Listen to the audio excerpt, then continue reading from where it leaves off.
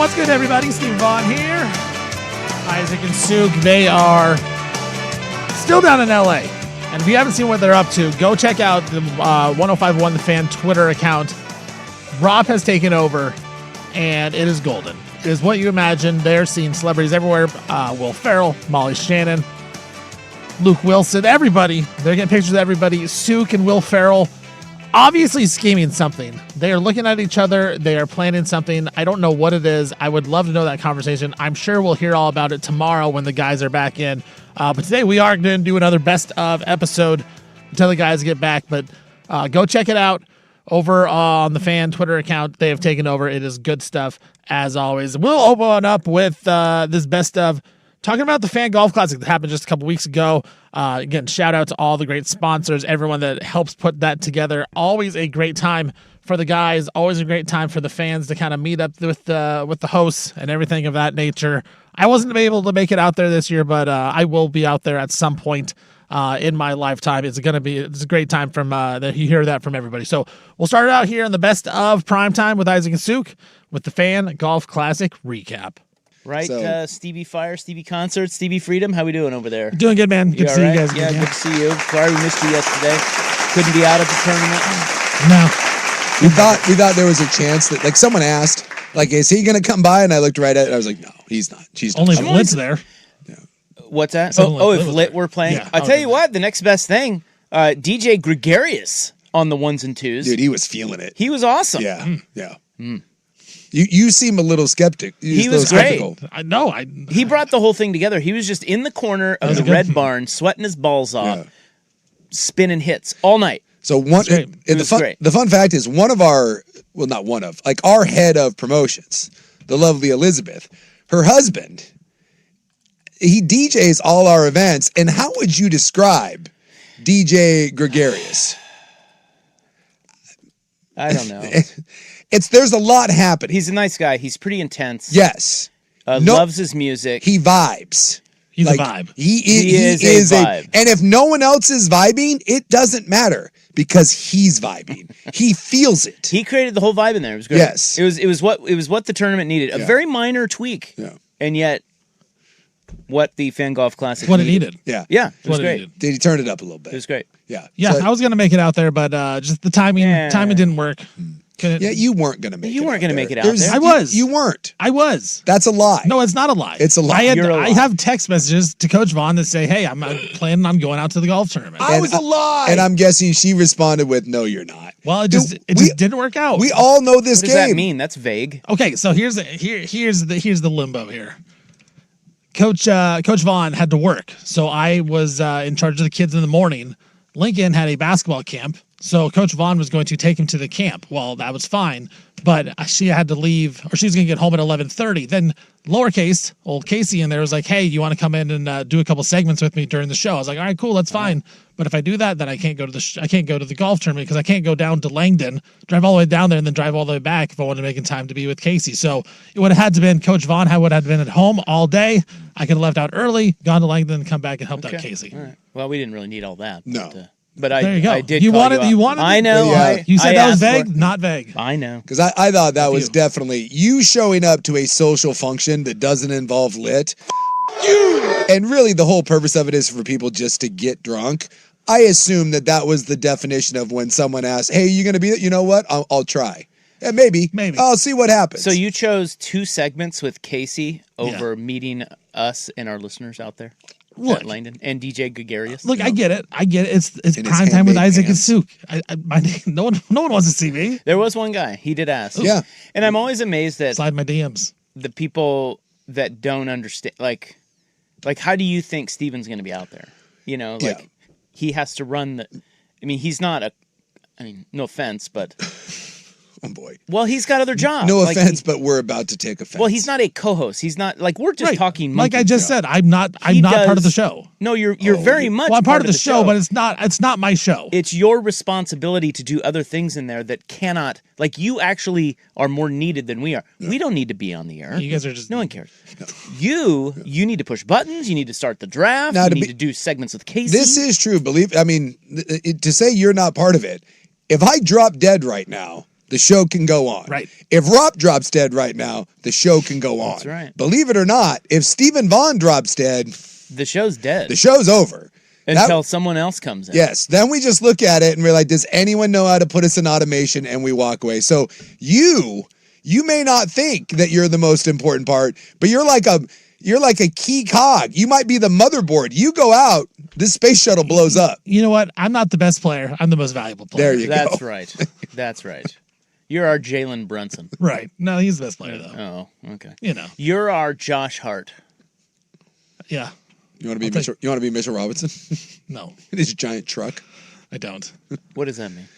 Oh, if he is Mitchell Robinson, who doesn't really do anything, and he's not really talented. Is he with the Heat?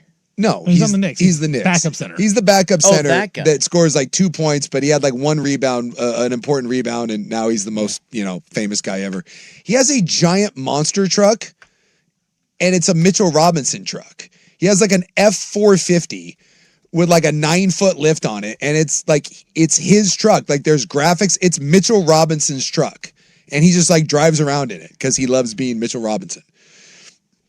Even though he doesn't really do anything, but he's important because he's got a truck. Because he got a rebound. Yeah, Someone texted and said, because I said it was Bosnia when we were growing up. it's actually probably Yugoslavia, right? Well, that's what they said, and I had to, of course, verify that. And that is true. Those two, Bosnia and Herzegovina, is one of the 6 independent countries that were formed from the breakup of Yugoslavia. Yeah, because then you get into like Serbia and Montenegro and Yes. That's why I said that.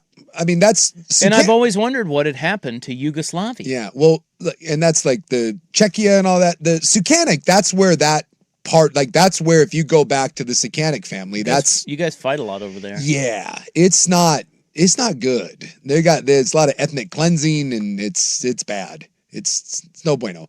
There is a really good. Oh my God, it's already 1-0. I know. What happened?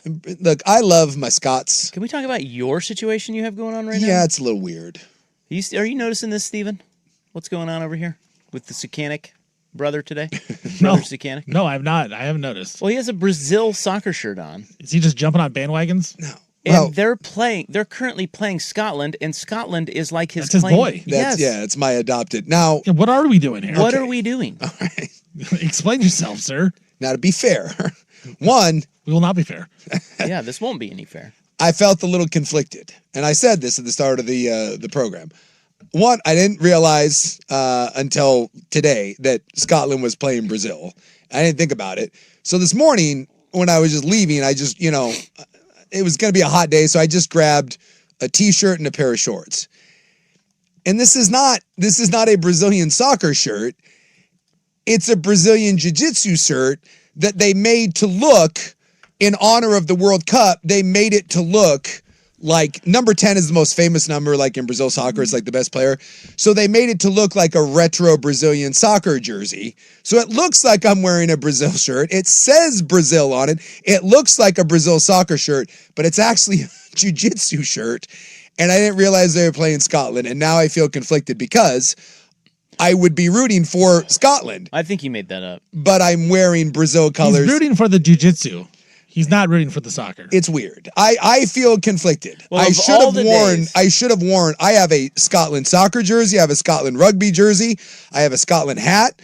I have a kilt, and yet I have one piece of merchandise that actually says Brazil on it, and I happen to wear it on the damn day they're playing Scotland. I like the music I like. Yeah, I believe that in the pantheon of days that are worst to wear that shirt. Yes. For you specifically. It's today. It is today. You 100%. chose the single worst day Yes. to wear that shirt. And by the way, it's a new shirt. I've worn it one time. And I don't know if you ever do this, but when you get a new shirt, it just goes on top of the shirt pile. Yeah. Right? And so when I was leaving today, I was like, I don't need to dress nice or whatever. So I grabbed the first pair of shorts and the first t-shirt that was in the thing, and it just happened to be this one. And now they're playing Scotland, and they're going to beat the brakes off Scotland, and now I feel... It's your fault. And it's my fault. It's very sad. Yeah, I think they win this game without that shirt. If you went Scotland gear, Scotland's at least getting a draw. Yeah. Well, I wore the Scotland jersey the first two games. Right. I wore a soccer and a rugby jersey, and now this is the most important game, and I'm wearing a shirt that literally says Brazil on it. Well, that is disappointing. It's disappointing to me. We're all hurt. No one's more disappointed than me. I will say it's brave, but I'm disappointed. It is brave. It is brave. It is brave. It is brave to wear a Brazil. Look, it's a Brazil soccer shirt while rooting against Brazilian soccer. Maybe it's like a reverse jinx sort of thing that I'm trying to work. Well, it's High Kick Wednesday. Yes. We're back in Stewed. We were out there at the golf tournament yesterday, and let me tell you something. It was a hit. It was. It was a hit. That was the fastest we've ever sold it out. Yeah, and I felt like it went really smooth. It went faster than normal. Yeah. Yeah, sometimes those things bog down, and this one, it went pretty quick. Yeah, it was good to meet everybody out there. I noticed that our listeners have a lot of lower leg and calf tattoos. I noticed that as well. I mean, that was crazy. We could have done a whole compilation. Yeah. We should have started taking photos. Oh, I commented quite a bit. Yeah, no, I heard you. We have a lot of lower leg tattoos, and I would also like to call out our listeners. We got to be better about the golf shoe game. You can tell. This is why, like, there's some guys dusting off shoes. They haven't played golf in 10 years. And look, can we be honest about the Fan Golf Classic? When you go to the Fan Golf Classic, you are there to have a good time. We're gonna have some drinks. We're gonna smoke some cigars. We're gonna eat some good food. We're gonna swap some stories. I'm not certain that golf is good golf is not necessarily the center point of the Fan Golf Classic. And when we're on hole 6 and we're watching the groups come up to hit the shots, you can tell by the footwear. You can tell who's gonna hit the green and not. Because you see some dudes rolling up there in some 1991 FootJoys that were used to mow a lawn, and you're like, you don't play golf. No, sir. You borrowed your dad's shoes, you found those at Goodwill, something, because you felt like you needed some golf shoes. Or you get the guy who's just wearing some Hey Dudes because he doesn't have golf shoes because he's never played before, but he's like, I want to come out and play. And so he just rolls up in those. I tell you what, though. It is a good time to see those guys have fun with everybody, with the fan. And you know what? As a person who works with Jason Sukanik, that is what he is like all the time. He will make fun of your outfit. He'll make fun of your shoes. He'll make fun of everything. So if you were at the Fan Golf Classic and you were wearing some type of shoe that he does not agree with, just know that is what he does to everybody. But again, thank everyone that participated in the Fan Golf Classic. It was a good time had by all. The stories were great and everything of that nature. Of course, we'll be back again next summer, so get hyped already for that going forward. This is a best of Primetime with Isaac and Suk. Isaac and Suk still down in L.A. doing their little Netflix thing for Will Ferrell, searching for him, and they have found him. It is confirmed they have found him. They have found other celebrities as well, so they will be back tomorrow. They'll be telling you all the stories that they have from down there, and the epic golf shot that Isaac Ropp hit in front of everybody. Nobody could believe it as what we were told. So a lot of breaking news going down there in L.A. With Isaac and Suk and the Hawk, who is Will Ferrell, who is who they're searching for. But we will take a break right here, and when we come back, we have more best of, a little bit of a preview for the best of. We're gonna have a little Joey Harrington later on in the show, talking about Brendan Sorsby. There is some Brendan Sorsby news that came out today that says the NCAA is going to inquire Cincinnati about their knowings, if they knew about Brendan Sorsby before he got to Cincinnati, about his gambling problem, of his over $90,000 in bets made when he was at Indiana, Cincinnati, and Texas Tech. So Cincinnati going to get a little questioned by the NCAA. So that's a little news there. We're going to talk about Oregon being over in Japan and how that affects them, and just their, how teams view them and how they publicize themselves and market themselves. They're better than anybody that does that. Of course, we'll have in the news. We'll have the club. We'll have the guys' reactions to the Giannis trade. But next up on the best of Primetime, we're going to have talk about the guys and how they don't remember sports. Does that happen to you? It happens to me sometimes, where you are watching something. It's a big game. It's a Super Bowl. But you don't remember the plays. You just remember the outcome of the game. But there are some highlighted plays that we talk about. So we'll talk about not remembering things on sports here on the Best of Primetime. I am Stephen Vaughn here, 105.1 The Fan.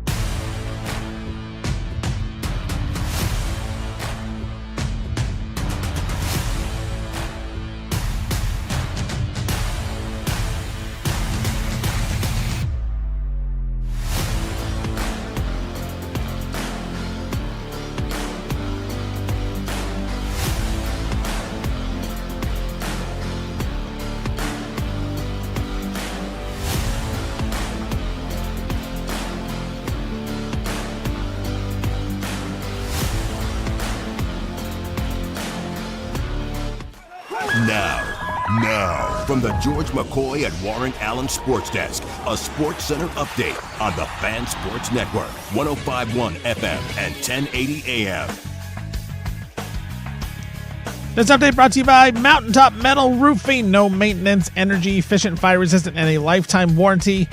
Do it once, do it right. Visit mountaintopmetalroofing.com. First, on the Fan, the NCAA today has sent a letter of inquiry to Cincinnati, centered on former quarterback Brendan Sorsby's time with the program. Of course, Sorsby has been banned from the NCAA after he bet over $90,000 across his time at Indiana, Cincinnati, and Texas Tech. Starting pitcher Justin Verlander, he announced he will retire from baseball after this season. The 43-year-old is a three-time Cy Young Award winner. He will be participating in the All-Star game this year as a legend. No World Cup today, but they will be back tomorrow. Morocco going to take on France. Denver Nuggets, they're waving center Jonas Valanciunas. And Chicago Blackhawks center Connor Bedard, he's expected to miss the start of the next NHL season after he underwent surgery on his left shoulder today. I'm Stephen Vaughn from the George McCoy at Warren Allen Sports Desk. Don't call your mom. Call George McCoy at warrenallen.com.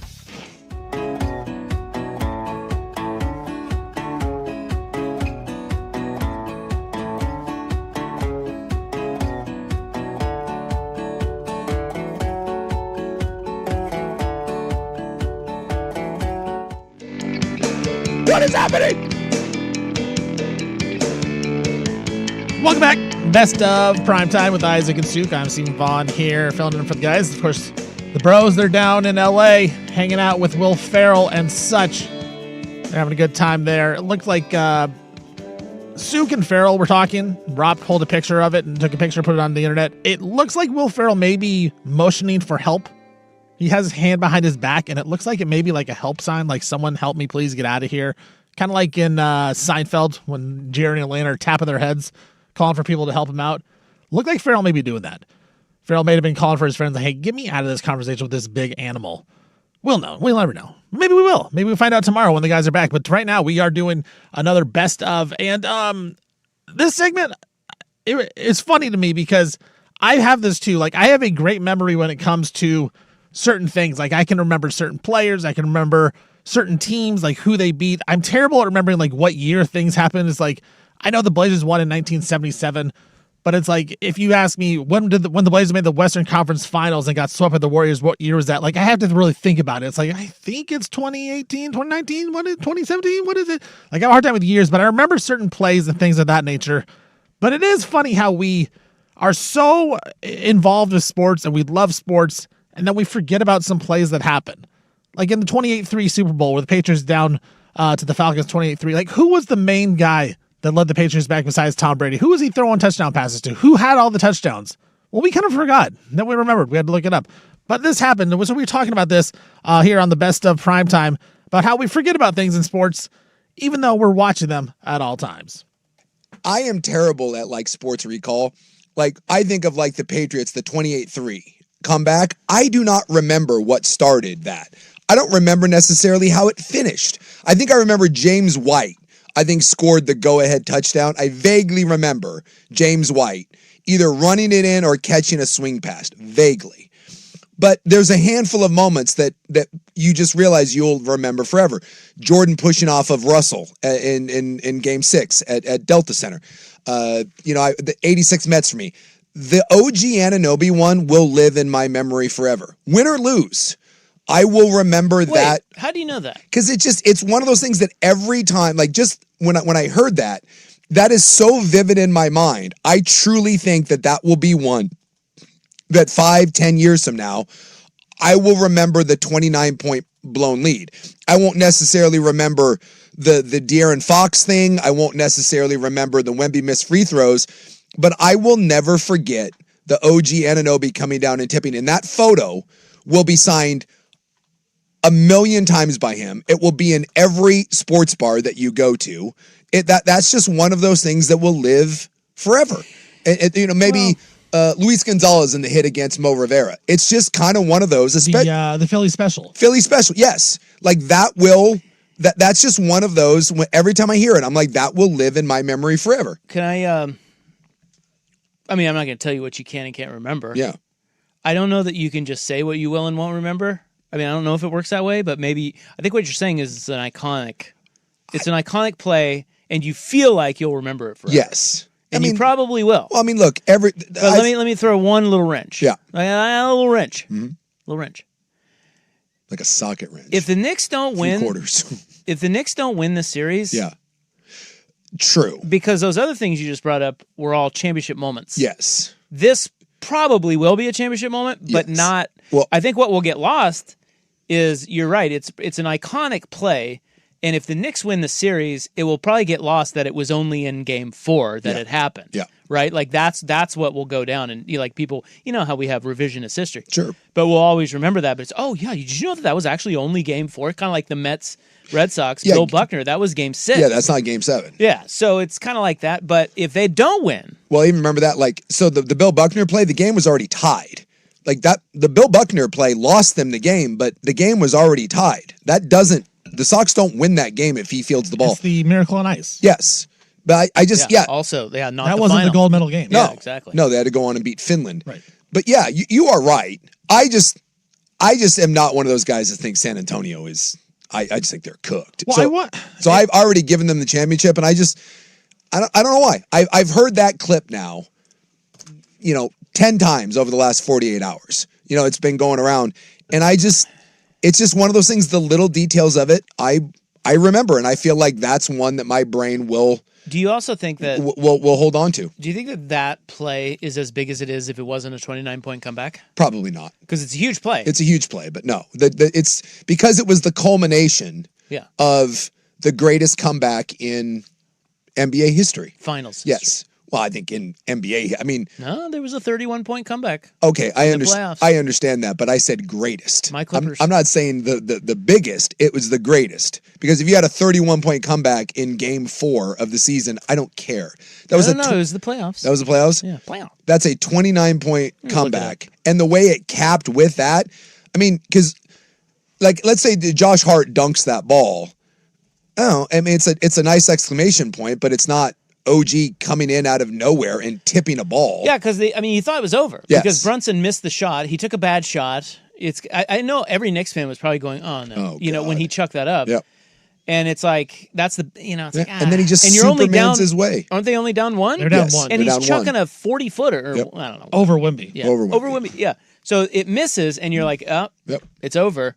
And then just, that helps it too, is that it just kind of, all of a sudden, he just flies in everything from heaven. changed. Yeah. The fact that Wemby had to contest was the whole thing about it. Yeah, and then he was out on the perimeter. Yeah. He couldn't get the... You've blown my mind with the Patriots comeback against the Falcons, because you're right. I don't remember any plays from that game. I just know that they were down 28-3 and came back. Well, there weren't any signature plays from it. Right. Really. It's so weird. It was clinical Tom Brady is what it was. Because that is always brought up as the biggest comeback ever, which it should be, but we don't remember anything from it. I don't remember anything from it either. I think you're right about James White. I'm going to double check. I think that James White is correct. I just think James White ran it in. around the corner. I could kind of to the picture pile that now that you said it, but if you wouldn't have said that, I'd be like, I don't know. I think, but Is I'm Deion Branch and playing? I look it up. I also remember Kyle Shanahan punting when he shouldn't have punted, or he got really the cowardly punt index. Yeah, yeah, I think. And I'm not even sure about that. Right, everything kind of blends together, but for whatever reason, I just feel like the OG Anunoby one, from being up one, the Josh Hart missed dunk, the Brunson shot it, the De'Aaron Fox chase down, and that's the other thing too, is OG just got done chasing down. He just got done chasing down De'Aaron Fox on one end, and then he gets the tip in. It's just stupid. So I'm looking at this right now. James White did have a 5-yard catch from Brady, and that was the first touchdown back. So they're down 28-3, and he had the first touchdown. Was a little swing pass, but James White had 2 touchdown rushes to win the game. Yeah, the one in OT was James White, right? It was a run, though. Yes, it was a little run to the corner pylon. Yeah, because they drove down in OT to win it, but it was it was Tom Brady. It's 8 yards here, 6 yards there. Yeah, James White had 3 touchdowns in the comeback. But okay, so James White. So I was right with James White, but again, that's just one of those right with White. With the me and my whites. It's true. He was right. He knew it. It wasn't James Black. That was the case. It could you wouldn't remember. No, but I wish I could have more white things. For the love of He would God. have gone to the back of the brain and never came back. Freaking A. Anyway, I don't know why. I just when I Apparently heard they that. don't like the blacks. They're when I trying heard- to give them back. That's so problematic. It's rough. It is. That's rough. a rough one. That's a rough one for a fella. Casino games. Yeah, I just when I heard the clip playing, it just I don't know. It like there's a certain whether it's a song lyric or maybe it's a smell of something. It just like triggers something in your brain, and I feel like that has created a trigger in my mind. Five for a black. Oh, jeez. Check me in like 6 months, and I'll be like, what? Oh, yeah, I don't know. That guy did. What is that? The older I get, I'm actually in awe of people that do have that. Yeah, it was the bottom of 10, and it was 2-2. And well, freaking Vaughn has that with basketball. Dude, there are some things that I have a great memory of. Other time, but years. If you tell me like what happened in this year, I have no idea. But I can remember like certain plays. You and, like, remember certain things. players, really well. Players and like where they played at in college, especially. Like I know I can remember that for most everybody. Yeah. 2001 NBA Finals. See, I don't know that. But I would guess that would be the 76ers Lakers, right? Yeah, because that would have been where they beat the Blazers. They lost. Was that the Pacers? It was the Pacers. I think it was the Pacers in 2001. Yeah. They played the Pacers Sixers first. The Sixers were the next year. I thought the Sixers was the first one. You're talking about Blazers? Like Blazers. The Lakers' first title with Shaq and Kobe was against the Pacers. That was the Blazers year. That was 2001. That was the Blazers year. That's where the alley-oop to Shaq and they blew the big lead. No! Do I have to remind you of any of that? Did that happen? Didn't we just get done talking about? Yeah, no, that sounds right. Yeah. 2001 is because the season flips, but Right. the 2001 finals is the Sixers. Okay. Oh, okay. So the 2000 finals is the Right. Pacers? It was 99-2000. That must have been that. Yeah. Ah, okay. Gotcha. Then the 2000-2001 season. Yeah. Yeah. 2000 was the Pacers Lakers. So there you go. I think I had those flipped. Right. Yeah. I would have thought that. I thought Philly was first, and then but Well, you're an idiot. Well, I told you. You remember host a James sports White? show. Back off. Well, I've been hitting the head a lot, and I'm getting old. I am at that point in my life, and I've said this multiple times. You just can't trust your memory. You can't. No. Like I am sure of very little in my life, and even if I'm like, hey, I think you're wrong, I'm right on this. I always leave open. I always do the prefaces of, I think, I'm pretty sure, probably, Allegedly. maybe, allegedly. Yeah, I always leave open the fact that I do not know what the hell I'm talking about. And the worst part is, you run into people and they have like stories and memories about you, and I don't remember those things at all, or I don't remember it in any way. Yeah. Like, Luke Anderson like tells stories about me from high school, and I'm like, and people are like, did that happen? I'm like, I have no idea. Could it have happened? Maybe. Did it happen? Don't know. He remembers it. Do I remember it? No. That doesn't mean it didn't happen. Didn't mean that it did. It's all just a blur. It's just, your memory is, at this point in our life, our memories are all compromised. Right. It's 100%. And it's like you gave a year, a number year. Like that's the stuff I struggle with. If you're like 2000, what happened? It's like, I don't know. But I do remember that, the Blazers lose to the Lakers and then they play the Pacers. And then the next year the Lakers play the 76ers. Well, what's even worse too is that we misremember things. Oh, yeah. So it's not that we just aren't remembering them. We remember them. We Wrong. just remember them incorrectly. And then Yes. as Americans, we're like, nope, I'm nope. right. I mean, Yes. exactly. What I guarantee it was that way. No, it wasn't. I've told this story before, but one of the things that like really kind of blew my mind and it led me down, there's a great book on your memory and why your memory is effed. Again, shockingly enough, I can't remember the name of the book, but it was an audiobook, and I got into that because I was reading a book on the Columbine shooting. And the Columbine shooting was one of the first mass tragedies that was all on video. They had cameras all in the school, so as they took witness statements, they were able to compare it to the actual video footage. And no one's memory of what happened lined up. Nothing. It was all horse bleep. And when they confronted people, originally they thought that people were lying on purpose. Like the principal and like students, they're like, that didn't happen. And they were adamant. They're like, no, I remember this specifically. And this, by the way, is hours. And, hours or days or even a week or so after. And there were so many people that were adamant. And they're like, dude, we got 10 people in a room and they remember it 100% in their mind. And it's all 10 different accounts. And then they would show them the video. And they'd be like, this does line up. And the people's were blown away. They're like, yeah, I guess. Like, look, the video, but this is how I remember it. And that led me to kind of do some research on memory. And there was a book that talks about the least reliable thing in your life is your memory, especially in heightened moments, whether that's trauma or excitement. There's people right now that were watching that game in Madison Square Garden that have no idea what actually happened. Because in a heightened state, your brain's all loopy. You just freak out. You just freak out. So whether that's trauma or whether it's excitement, your brain goes, here's some chemicals, bleh, and then it causes you to just remember whatever the hell you want. And it's nuts. To the tape, maestro. Yeah.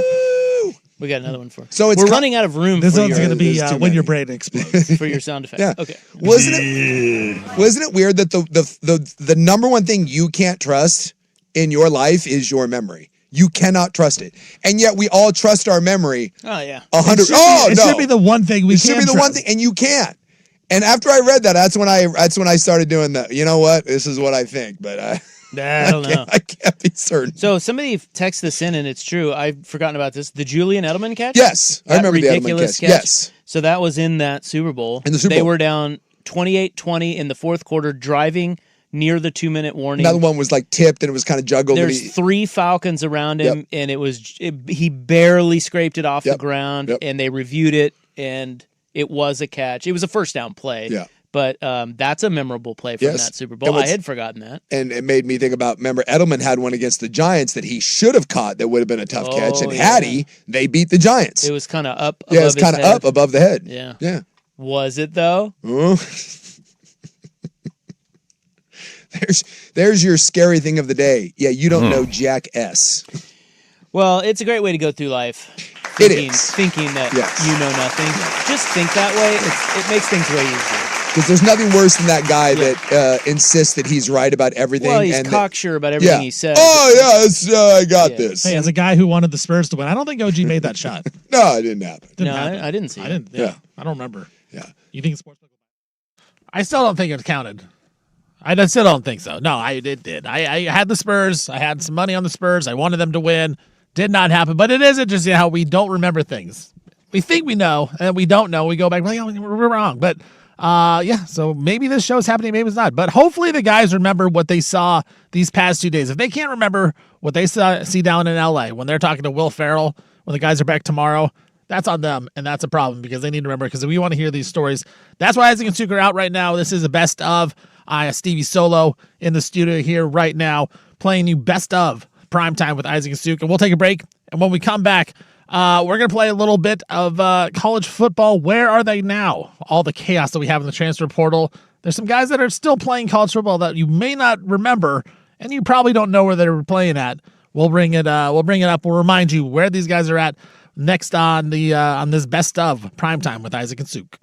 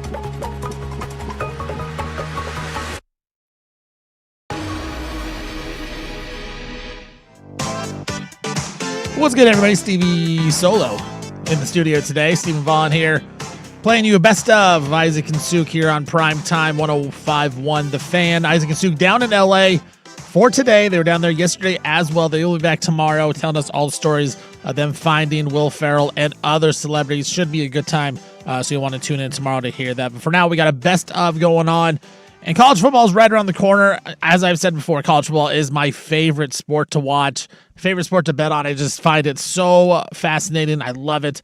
I am a basketball guy, work for the Blazers, but college basketball and college football especially is my real love. I do love that, and it's around the corner. And with the ever-changing rules and the transfer portal, NIL, all that kind of stuff, guys are playing in different spots. And there's guys that are playing that have been playing forever, it seems. Well, they're still playing, and Isaac and Suk, they play a fun game of Where Are They Now College Football Edition. Before we get to Where Are They Now, I do need to mention that today being July 1, we are welcoming in the new Pac-12 today. Yes! It is official. The Oregon State had a pretty cool hype video. I don't know if you saw it. Who did? Oregon State? The Beats? No, I don't watch a lot of hype vids. No, I just came across not my thing. I follow Oregon State athletics, and it came across my timeline, and it was really cool. Got all the great Beavers of the past. Boise State did a little something, and that was kind of a trip to see the Pac-12 logo on the Smurf turf. They did a thing where they were installing it. So, yeah, we got the new Pac-12. Can you name all the schools in the new Pac-12 now? How many of them are there officially? So I feel like they're still at 9. Are they? Yeah, I think seven jump in today. And I feel like they might still want another one. But remember, they never really kind of resolved that. There was all this talk about like Sac State. Yeah. But they never added a 10th. Okay, so if we're There's going... also a basketball-only school. Correct. Yeah, that's Gonzaga, right? Yes. So that would make it 10, but we have... No. They're 9 one is of Gonzaga. Yeah, they're one of the 7. So there's only 8 in football. There's 8 football. Okay, so we got the state. So we got Oregon State, Washington State. Correct. Right? We got Boise State. Yep. There's Fresno State. Yep. Colorado State. Correct. San Diego State. Oh, San Diego State. Utah State. Yep. And there's one more. It's Not on the West Coast. That's 7. There's one more. Who'd they go out and get? Oh, they got Texas State. Texas State. And then Gonzaga, but for basketball. Is there another basketball in there, or is it just Gonzaga? No, just Gonzaga. Just Gonzaga. Okay. And then there are other. Do you want the real lowdown? Yeah, give me the real load. Give The me league- the real.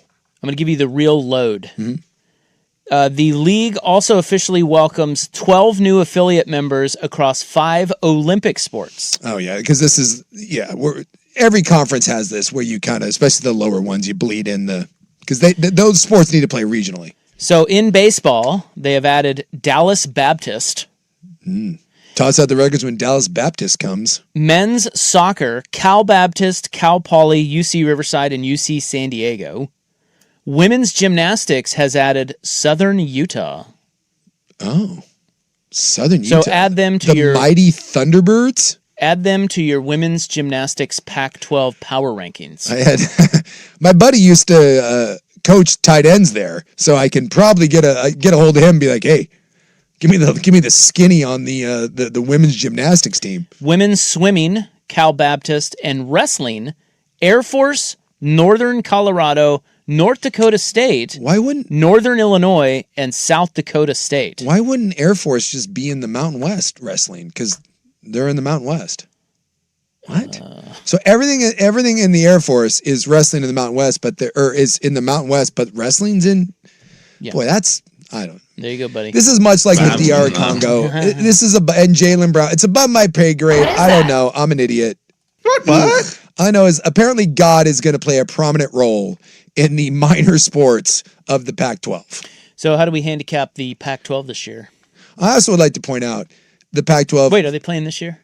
Yeah, it is this year. Yeah, it's this year. Yeah, we've already got through 2 years of the Oregon State, Washington State. Yeah. 2-team Pac-12. Yeah. Who won it? Who are the champs? They split They split because they played twice. They split last year, yeah.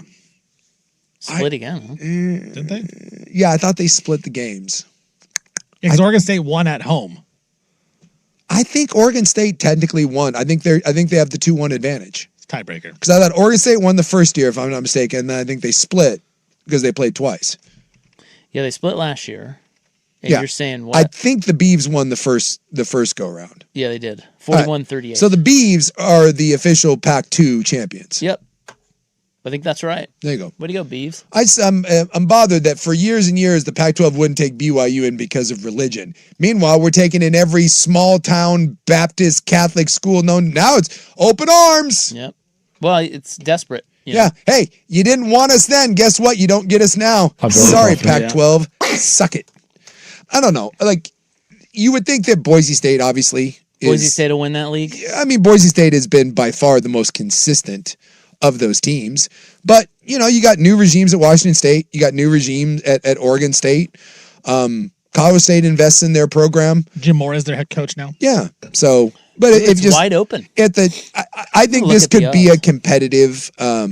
This could be a competitive conference, but you'd be silly to not think that just off the top of your head that Boise State is the class of that conference. Yeah, San Diego State had a good year last year. Sean Lewis, year 3, I believe, for him there. He's a good little coach. Yeah. You want the odds, guys? Yeah, give me the odds. I have the odds. Yes. Boise State's the leader, right? They are the favorite. They are plus 150. Okay. Meaning you have to bet 100 to win 150.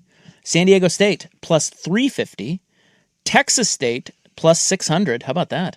Washington State plus 750. Fresno State plus 800. Utah State plus 1100. Oregon State plus 3,000. I'll tell you right now. And Colorado State plus 4,000. If you got a couple bucks and you want to take a flyer, throw some money on the Beavs. That is going to be that. Go Beavers! How about that? They've got a chance. They've got a chance to hit the ground running in that conference. You do bring back a guy that has proven that he can be a quarterback. I know it was a disaster last year. It feels like you have all new vibes there, and they weren't as bad as their record indicated last year. They gave up, and their coach was an absolute unmitigated disaster. And you look at a lot of their games, if they just were able to snap on special teams, they would not be viewed this way. I'm not saying that Oregon State's going to win the Pac-12, but you said plus 3,000? That's what I said, bro. You should. Let's see what their schedule is. Well, you'll find out early because they're at Houston and then they host Texas Tech the first 2 weeks. So if they're any good and you have that number and they compete in those 2 games, you're feeling good. So they play at Boise State. They play at Fresno State. There's a reason why their odds are where they're at, but if you're looking to take a flyer on something, you got $50 burning a hole in your pocket, take a flyer on the Beavs. And the Pac-12 has the weird schedule where they only have 11 games scheduled, and then it's the they do mix and match. Yeah, the flex thing or whatever. What if I have $10,000 burning a hole in my pocket? That would be a lot, and I'm not certain that I would put $10,000 on the Beavers, but if I had to bet 10,000, I'd bet it on Boise. So Boise, their schedule. Boise. Blah, blah, blah, they got to go to Fresno. They got to go to Washington State. The last 2 games of the year, they host Oregon State and San Diego State. And I am not going to pretend that I know what the Fresno State Bulldogs have coming back. Well, I guess Texas State is supposed to be good. They were the 3rd best odds. Boise State gets them at home. Sure. And San they got Diego their State. quarterback coming back. So Boise State gets the top 2 challengers in the league at home. And they're the best program. So there you go. There's the Plus- one thing. plus 150. The one thing I did know about the new Pac-12 is bet on Boise State. There you go. Where are they now? 2026 quarterback edition. We have to do this now because everyone bounces around. Everyone leaves and goes to other schools. Yeah. So I'm going to give you a quarterback. Okay. And you tell me where you think they are quarterbacking. Okay. That they are all in a new spot this year. Yeah. So Drew Mestemaker. He is at Oklahoma State. That is correct. I believe. You believe correct. You sassy son of a bitch. And they've got did they get they got that coach from North Texas? Eric Morris. Yeah, North Texas coach jumped over to Oklahoma State. He took Drew Mestemaker with him and a bunch of players. Yeah. Okay, how about Malachi Nelson? Remember that name? I do remember that name. He's bounced around. He has. This is his 4th school. Yeah, he's been around a lot of programs and he sucks. I have no idea where he's at. I know we've lost tabs on him. He's a tough one. He's a slippery one. That one. Mm-hmm. Malachi Nelson is at Syracuse via UTEP, and they are saying that he is via Boise via USC. Yeah, they're saying that he may not even start at Syracuse. Dude, at some point, dude, get your degree. You're a loser. I guess if someone keeps giving you money, but you just wonder, had he stayed at USC? Well, I wonder how much money he does make. I don't think so. Much anymore. He made a bunch probably coming out. Right. But, that's one of those cautionary tale sort of things. Okay, let's see here. Now, Bo Prabula, remember him? Yeah, he Very highly touted quarterback. well, he was at Missouri. He was a backup at Missouri, but when Back up at Penn State. backup. That's right. At Penn State. That's right. And then he went to Then he Missouri. went to Missouri. But Got now hurt. you're right. He got hurt. That's right. He got hurt in I think maybe the Alabama game. But anyway, they didn't play Alabama. Did they play Alabama? I don't remember. I just remember he got hurt. I remember watching the game. Okay, where is he now? Bo Prabula. This is a tough one. Good quarterback. Yeah, he was good. Good quarterback. God, I don't know. I don't Good little remember. I kind of assumed he stayed at Missouri. He is at Virginia. Oh, UVA. how about that? Virginia, who How played for the about ACC title but could not beat Duke. Which again, that's the most insulting thing ever. You lost to a team that won the ACC and they put in James Madison over them. That's how bad you sucked. They weren't even Virginia. ranked. No. They won, Even after the win. It's like it's like a 7-win team. Sam Levitt. That's an easy one. Yeah, he's at LSU. Yep. Moved from Arizona State to LSU. And everyone, I guess everyone at LSU, they do not have nice things to say about him. I guess He's a bit of a he's local kid. Yeah. You know? He's just not He's another one of those local kids that no one ever really claims. No, you hear things and it's just, there's not a lot. Good vibes only? Nah, not with Levitt. It seems to be. He's pretty cocky. Yeah. That one. Yeah. Come on, Mr. Levitt. Rein in your kid. He's probably a listener, don't you think? You never know. And I don't know it. Mrs. Levitt. And I don't know anything about him. When I hear things, it's never really uber positive. Ethan Grunkmeyer. Ethan Grunkmeyer. Yeah, so he was the backup to Drew Aller at Penn State, and a lot of people were shocked that he stayed there because he profiles really well. Yeah. They think he's going to be really good. He has moved. He left Penn State because he was going to be their starter. Sure. Think about But who of was course, at Penn James, State last year. Yeah, Franklin left. So. Yeah. I don't know. Well, he went to Virginia Tech. Oh, okay. So he's with- that makes sense. James Franklin. There you go. Duh. Alberto Mendoza, the brother of Yeah, Fernando. Because the Indiana went and got Hoover from TCU, and that meant, where did he go? Did he hit like South Florida maybe? Close. He went to Georgia Tech. Georgia Tech. How about this one? Jackson Arnold. You remember that name? I do remember Jackson Arnold. He was at Auburn. Yeah, and he sucked. Oklahoma? Well, he was at Oklahoma, Yeah. and he was the guy that he was supposed to be the next great Oklahoma quarterback, and he They sucked. went and got Mateer. Yeah. So he left there. He was at Auburn last year, and now he is at... Where did Jackson Arnold go? Where he won't be any good? You can pull my pants down and slap my ass. It's a good question. I do not know off the top of my head where he went. UNLV.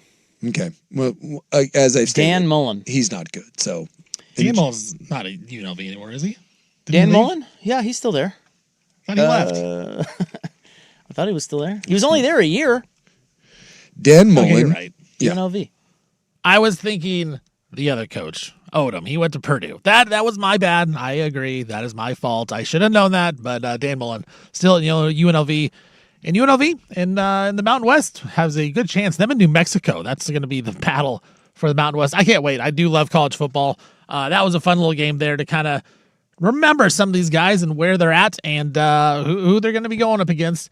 Good Pac-12 talk as well. The Pac-12 coming out. No media day for the Pac-12 this year. A little controversial there, but we'll see if that matters at all at the end. But I'm excited for the new Pac-12. I'm excited for college football. We're about, a month and a half, a little more than a month and a half away from college football back. August 29, I believe, is opening day. That'd be week 0 for college football. I cannot wait for that. All right, we're going to take a break here. When we come back, we have more Best of Primetime with Isaac and Suk. We're going to continue the college football theme in the Points Gobbler. We're going to talk about when Oregon went over to Japan, what that kind of meant for them, and if that actually is going to help them going forward. We got a lot of stuff that we're going to replay and have a best of here, so keep it locked in on 105.1 The Fan. The new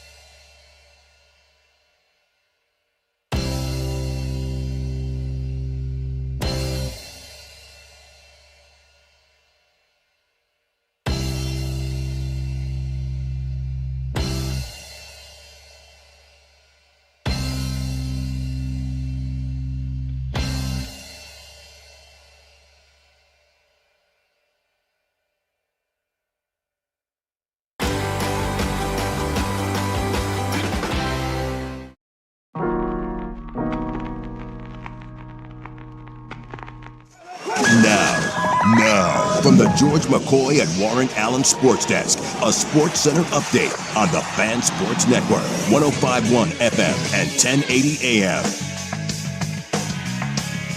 First on the Fan, the NCAA. They have sent a letter of inquiry to Cincinnati today, and it's centered on former quarterback Brendan Sorsby's time when he was with the Bearcats. Of course, Sorsby banned from the NCAA now because he's bet over $90,000 across his time between Indiana, Cincinnati, and Texas Tech. No word yet on if Indiana has gotten a letter as well. Justin Verlander, the starting pitcher, he announced today that this will be his final season pitching in the major leagues. 43-year-old is a three-time Cy Young Award winner. Blue Jays pitcher Dylan Cease, he went 8 no-hit innings today. Gave him hit, start the top of the or bottom of the ninth against the Giants. Blue Jays still win 10-0. No World Cup today. They'll be back tomorrow. Morocco takes on France. Nuggets, their waving center Jonas Valanciunas, and Blackhawks center Connor Bedard. He's expected to miss the start of the next upcoming NHL season after he underwent surgery on his left shoulder today. I'm Stephen Vaughn from the George McCoy at Warren Allen Sports Desk. Don't call your mom. Call George McCoy at warrenallen.com.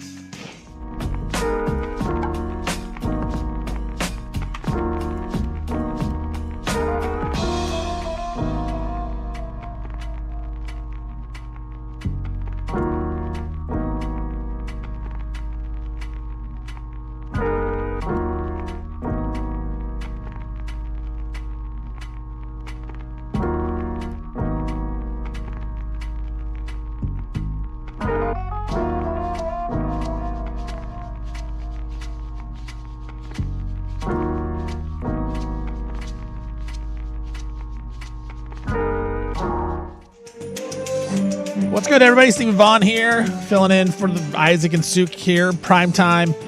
We're doing a best of primetime with Isaac and Suk as those guys are down in LA, hanging out with Will Ferrell as he's promoting a brand new show on Netflix. So they'll be back tomorrow. They were gone yesterday, get pictures, talking to people. They'll be back tomorrow. We'll hear all the great stories from them. You'll be wanting to lock in and tune into that one.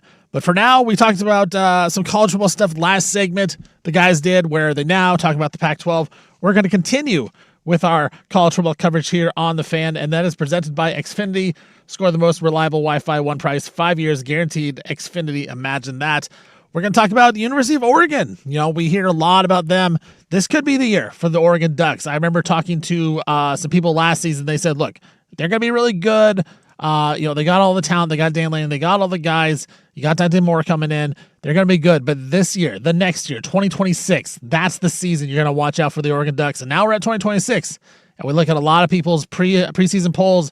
They got Oregon right at the top, whether it's number 1, number 2, number 3, right there. They're got a big shot in the Big Ten this year. Have a semi-tough schedule. Ohio State, Michigan, USC.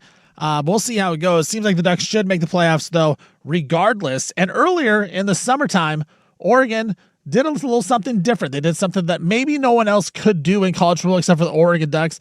They traveled to Tokyo. It was from June 25th to June 27th. They called it the Tokyo Oregon Football Showcase. Dane Lanning and some of the players, they went down. They did some live 7-on-7 exhibitions. They unleashed a new shoe, did a lot of things to promote themselves, as Oregon does very well. Very marketable are the Oregon Ducks. And Isaac and Suk talks about Oregon heading down to Japan and what that kind of means just for the program and maybe what's next for college football in general if other schools may look into doing this. Try to talk college football every day at 4, and we're going to do it again today. Damn it. They're fighting for clicks. We're fighting for wins. We're going to start with the Ducks. They are fighting for clicks, by the way. I mean, this is the definition of fighting for clicks. I mean, Big time. that is kind of it's a clip that has aged hilariously. Yeah. I mean, no Them one being Oregon. like literally no one fights for more clicks than the Oregon Ducks. It's just that they're good too. I'm cooking on your grill. And it's different. Like if you're Colorado and you're fighting for clicks and you suck, then you look like an ass. But like, no one does publicity. I mean, they sent their first Big Ten media day. They sent a giant duck. Yeah. Was it the Ohio River? Yep. You know, I think. I don't know. Yeah, wherever they were at. They were in Indy. Oh, yeah. I don't Whatever know what river that is. Yeah, I don't know what river. But yeah, I mean, they're Probably like, the Nile. I would think so, the Amazon. Yeah, like everything they do is for clicks. They're in Japan right now specifically to get clicks. Yeah, so they're over in Japan, and this came about because, I don't know, they keep telling us there's like some big connection between Oregon and Japanese-American football. Yeah. I don't really know what that connection is. Well, the BTJ's brother plays American football over there. Mm-hmm. Like they get like old. They have like old man leagues. They love it. And I will tell you. Well, like, I know, but what does Oregon have to do with that? Like, apparently, the story I'm reading here says it's a historical connection between Oregon and Japanese American football. that I don't know, but they are obsessed with Oregon. Like They love Oregon. They love Oregon football. Now, how did that come about? Was it you? I don't. Was it the BTJ? Well, she went to Oregon. Yeah. One of the reasons that she went, like for whatever reason, I'll have to ask her. The people of Japan, they're obviously West Coast based, right? Because they all come to the West Coast. Oregon has like a really cool rep over there. Like when she went to school, when she was going to school over there in Japan, Oregon was like, it was like a sexy school. People wanted to go to Oregon. And a lot of the young football emerging culture is centered not necessarily around the NFL. It's centered around the University of Oregon. So there is, and I don't know how all that started, but it is a big deal. In fact, her brother, I mentioned his name's at Suya. He asked, because they're over there right now, the Oregon is doing the little tour.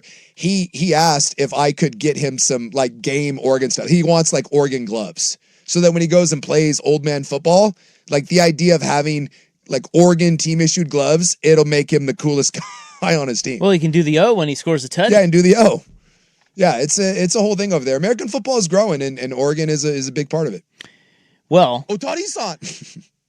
yeah, they're over there now. It's called the Tokyo Oregon Football Showcase. Yeah. And they took the duck with them. Yeah. So the duck is over there.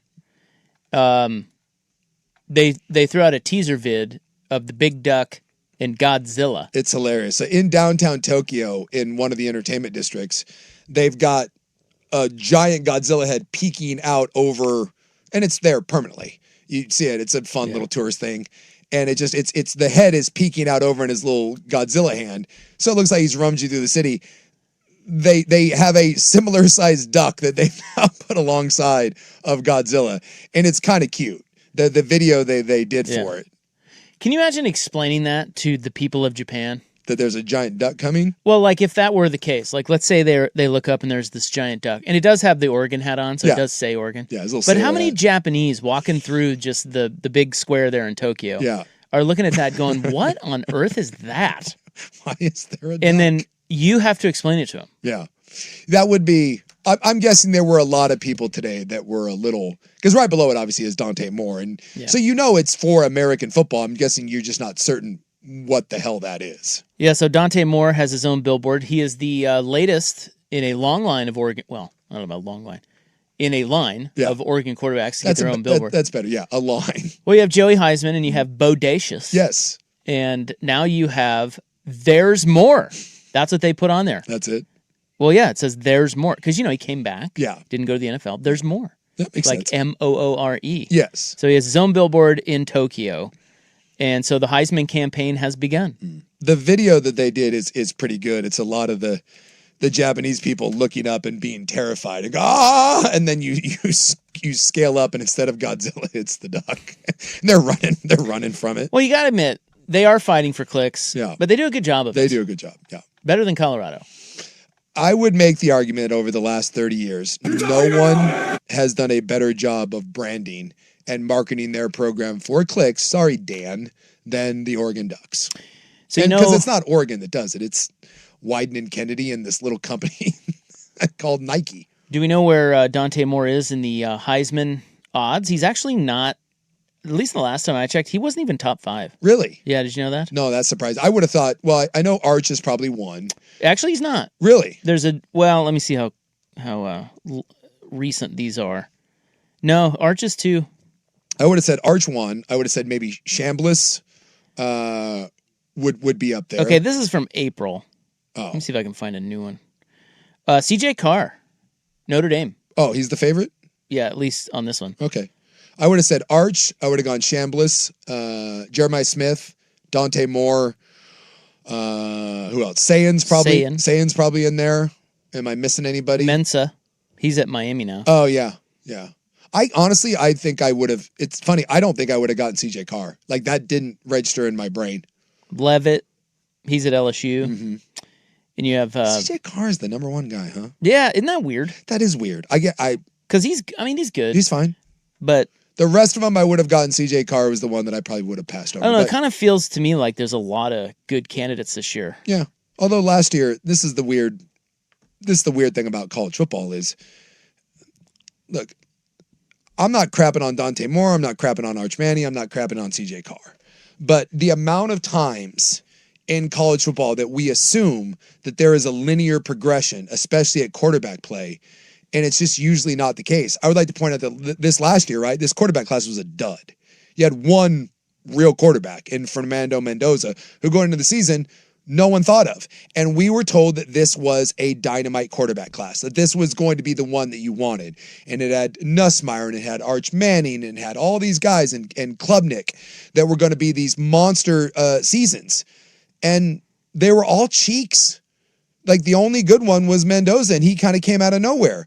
So, we can go into this year saying that, CJ Carr is going to take the step, and Arch Manning is going to take the step. And to be fair, like, Chambliss and Moore have done it already a little bit. Sayin was okay. Arch was okay. So we're expecting these guys to take this next big step because they were okay last year, so this year they have to be better. Damon Williams is a great example of this. Everyone's like, Damon Williams is going to be great. Damon Williams was bad last year. We were sold that he was going to be this dynamic playmaker. He was fine. Every time they played a good team, he was one of the worst quarterbacks in the country. And so he's back this year, and we're like, well, he's going to take the step. I don't know if he will. Quarterback play in college is really dicey, even with returning starters. So I look at this class, and to me, that looks really good. That looks like a lot of guys that are going to have big years. The truth be told, though, I'll bet you if history it serves us right, there's probably 3 of these guys that end up kind of having dud seasons. Well, yeah. Yeah, I mean, they're not all going to be awesome. Yeah. But at the same time, some of them will take the leap. I mean, we didn't even mention Marcel Reed. Yeah. You have That's a Texas A&M. Lenoris Sellers. You have Bryce Underwood. You have John Mateer still at Oklahoma. Yep. You have Gunnar Stockton still out there. Yep. You have it's a deep class. Mayava, USC. So of all those quarterbacks you mentioned, there's going to be some bad ones. There's going to be some bad ones, but there's also going to be some that rise up. I mean, that's just the nature of the beast. Yeah, I just think some of it has to do with age. Like you get to the Nix, Gabriel, Moore territory where they've started enough games. Yeah. If they have good coaches and good players around them, yeah. dude, they're gonna pop. They should pop if they don't get hurt. So there's probably some that are better suited to do it than others.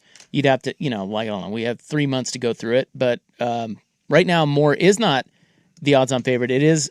So I looked at my book. It's Arch Manning, CJ Carr. They're even as the favorite, and then it's Sayin, Mensa, and Moore all right there. And then we didn't mention Josh Hoover.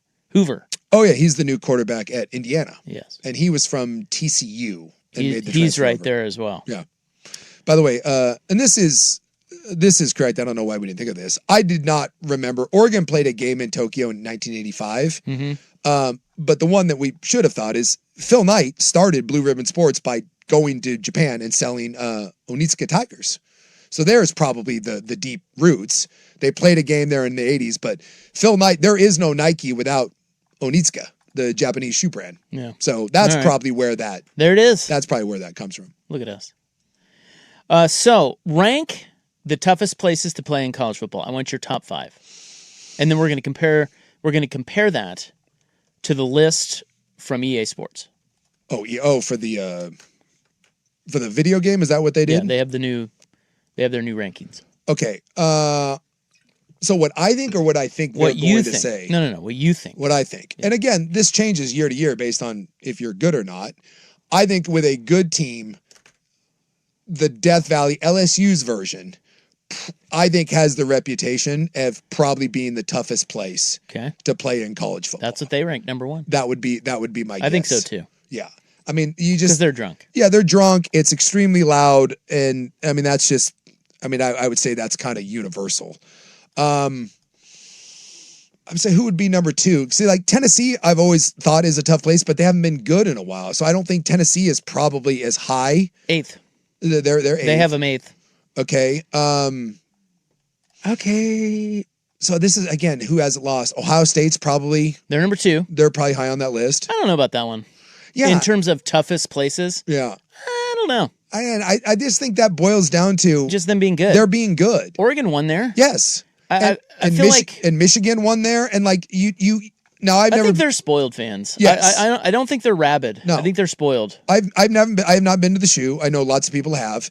And the Shoe, a lot like Michigan, from what I've heard from people that go there, while it's loud and it's it's obviously big, I have not heard that, oh my God, you're walking into a buzzsaw. In fact, I've heard that Penn State is actually a tougher environment. Number 3. Than Ohio State. So they have LSU 1, Ohio State 2, Penn State 3, toughest places to play in college football.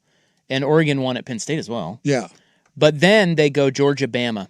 And I can't argue with either of those, particularly Georgia. What? Between the hedges. I don't want to go there. Well, I played at Alabama, and we weren't very good, and they were. But, it's tough.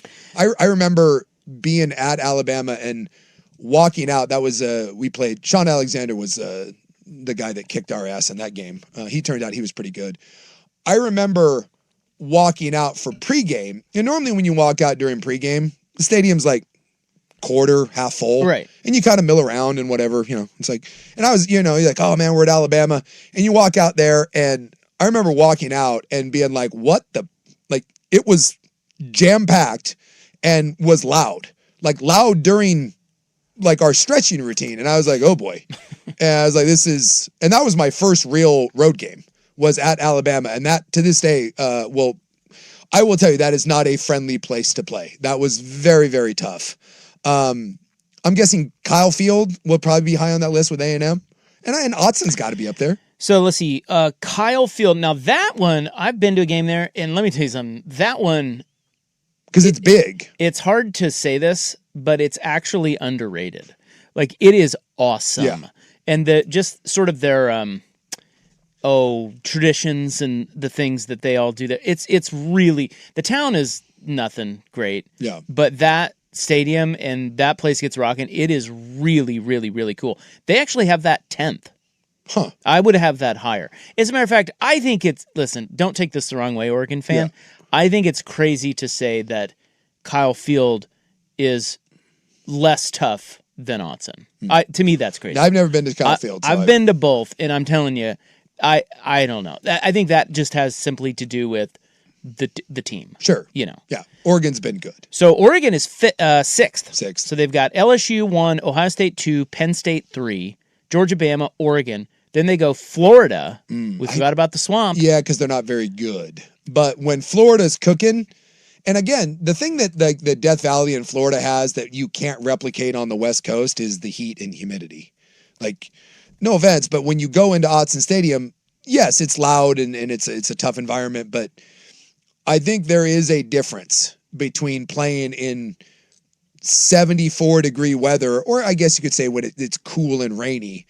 And if you've ever played in the SEC, especially early in the season, it is suffocating if you're not used to it. When you go down there, it is. We played at Florida State. I've played at Mississippi State. Florida State was tough. They were actually really good too. Bama, Virginia. It's really hard if you're not from there to prepare for 91 degrees and 85% humidity and a noon kickoff.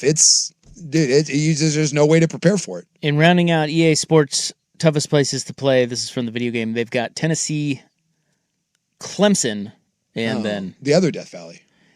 Yeah, and I don't know much about it.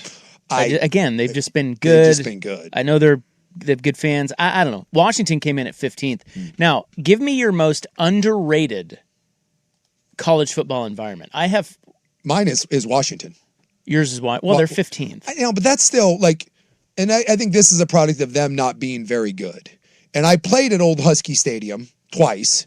I've grew up going to games there. I've seen games at New Husky Stadium. When Washington is good, and that's the iffy factor. I was spoiled because I got to see in back-to-back years, I got to see where Oregon went to UW and lost. Remember the year they lost twice, and then in the Pac-12 title game. And then the next year I got to see Ohio State, Oregon, at Oregon. And that was the ran out of time. Those are two of the best college football games I've ever seen. And I'm taking nothing away from Autzen because Ohio State fan walked away from that game blown away. Remember, like they were saying, hey, we got to change what we do at Ohio State. They have a better environment than us. I'm telling you, that environment up at UW the year before was just as good. That was Isaac Sue talking about some of the toughest places to play. I love that conversation. And he's right. When Washington's good and Washington's rolling, Husky Stadium is one of the toughest places. But that's the problem is it's hard to – it's the combination, right? You can have a tough home field, but you also have to be good. You have to have a proven track record of winning to prove that your home field is tough when some of these schools haven't been winning as of late. Washington kind of one of those schools as well the last couple of years, but we'll see if Jed Fish, Damon Williams gets that program back on track. But I love the college football talk. Coming up next on the Best of Prime Time with Isaac and Suk, we are in the news. This is Prime Time on 105.1 The Fan.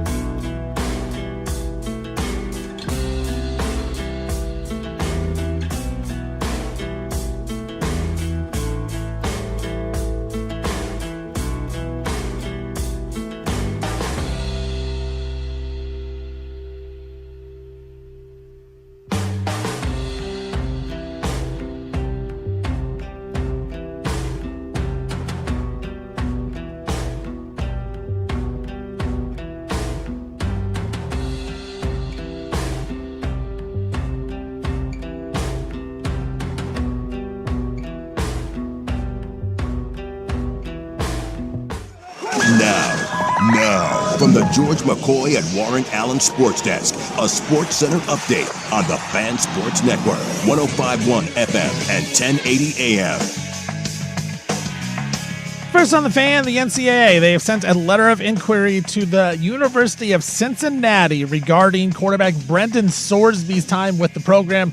Sorsby, of course, bet over $90,000 across his time at Indiana, Cincinnati, and Texas Tech. Justin Verlander, he announced he's going to retire from baseball after this season. The 43-year-old is a three-time Cy Young Award winner and will be a part of the All-Star festivities this year. Blue Jays pitcher Dylan Cease, he took a no-hitter into the ninth inning today. Gave up hit to start the bottom of the ninth against the Giants. Blue Jays still win 10-0. No World Cup today. They'll be back tomorrow. Morocco taking on France. And then the Denver Nuggets, they're waiving center Jonas Valanciunas. Chicago Blackhawks center Connor Bedard, he's expected to miss the start of the NHL season after undergoing surgery on his left shoulder. I'm Stephen Vaughn from the George McCoy at Warren Allen Sports Desk. Don't call your mom. Call George McCoy at warrenallen.com.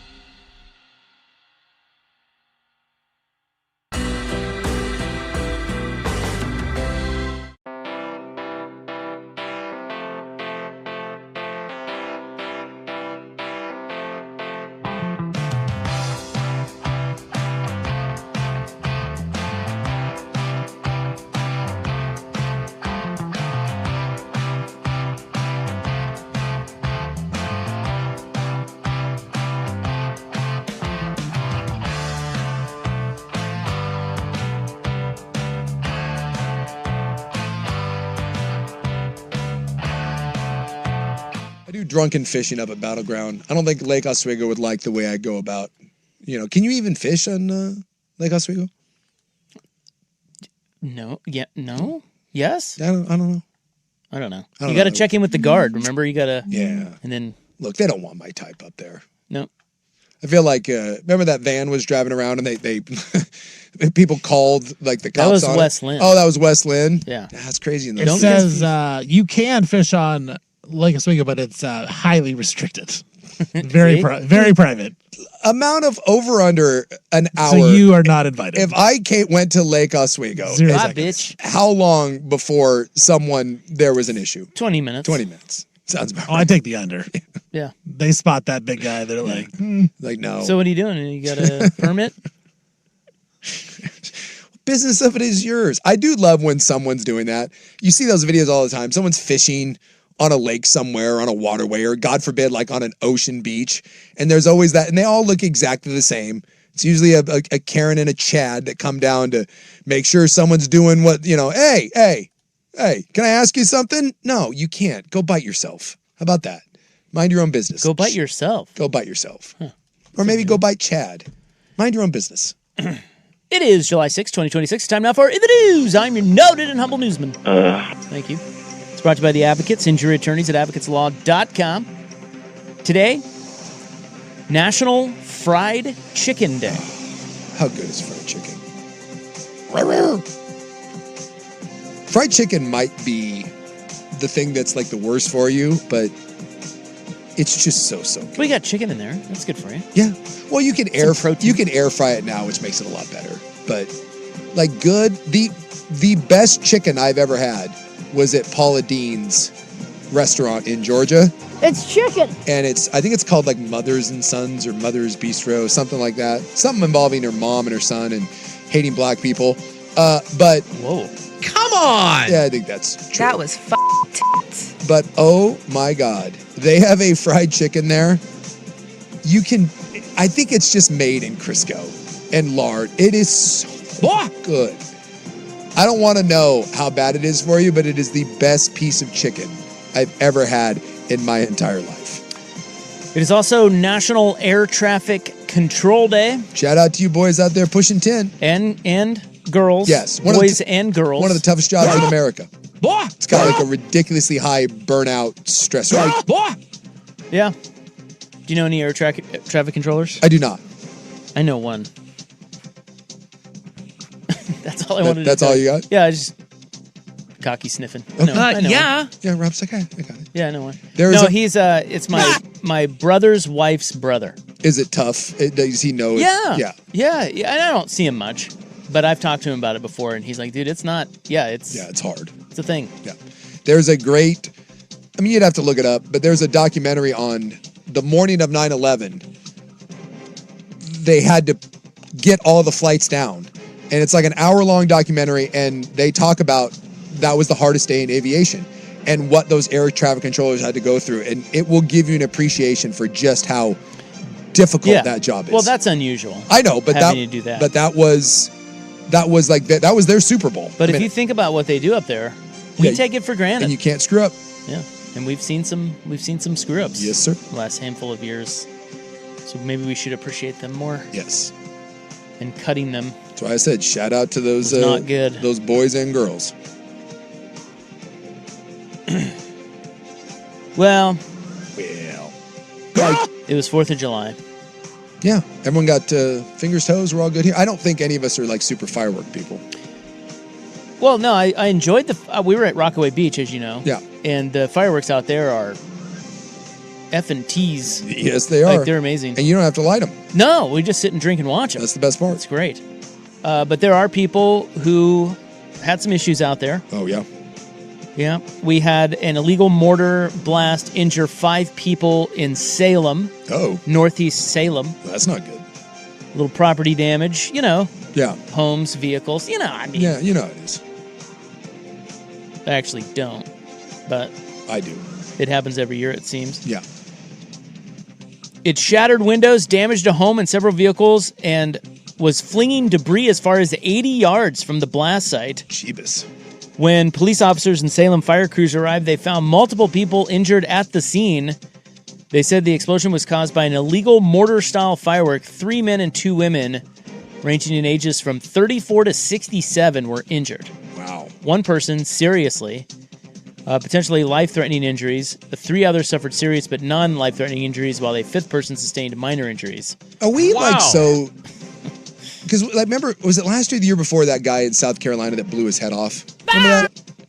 Yes. Yeah, he was lighting a mortar off on top of his head. Do we just assume because fireworks are so commonplace that we get desensitized, the redneck in us, where we don't think they can injure us? Like, you're handling explosives. Yeah, I think we... And the cavalier nature of it often surprises me. Yeah, but I think what gets lost is, well, 1, we've got a lot of dumbs. Yes. But 2, when you're lighting off the little snakes and the little sparklers when you're a kid, Yeah. I think you just take that same mentality. Yeah. Except, Like, we're never given the healthy respect for fireworks because we start small. yeah, and then we assume that it's always going to be easy. Like, just get out of the way. It'll be fine. Yeah. Or don't. Or shoot them off your head. Yeah. Oops. So maybe we should start with mortars for 5-year-olds and then teach them. That's, unfortunately, though, I do think in some parts of unincorporated Clark County, I think that's how they do it. Like, I understand fireworks, but we had one go off at about 3 a.m, woke up the entire neighborhood. I don't know what that was, but it shook the house. Like, it rattled our windows. Oh, no. 3 in the, I just, and I had talked to a couple of the neighbors. I was like, did you? They're like, oh, yeah. About 3? I'm like, yeah. I'm like, what was that? They're like, I don't know. I don't know where that was, but it shook an entire neighborhood's window. Like, where do you get that? I'm assuming you waited around until 3 a.m. to light it off because you shouldn't have been lighting it off. Yeah, I don't know. Is that one you can buy at just the little stands up there in There's Washington? no way.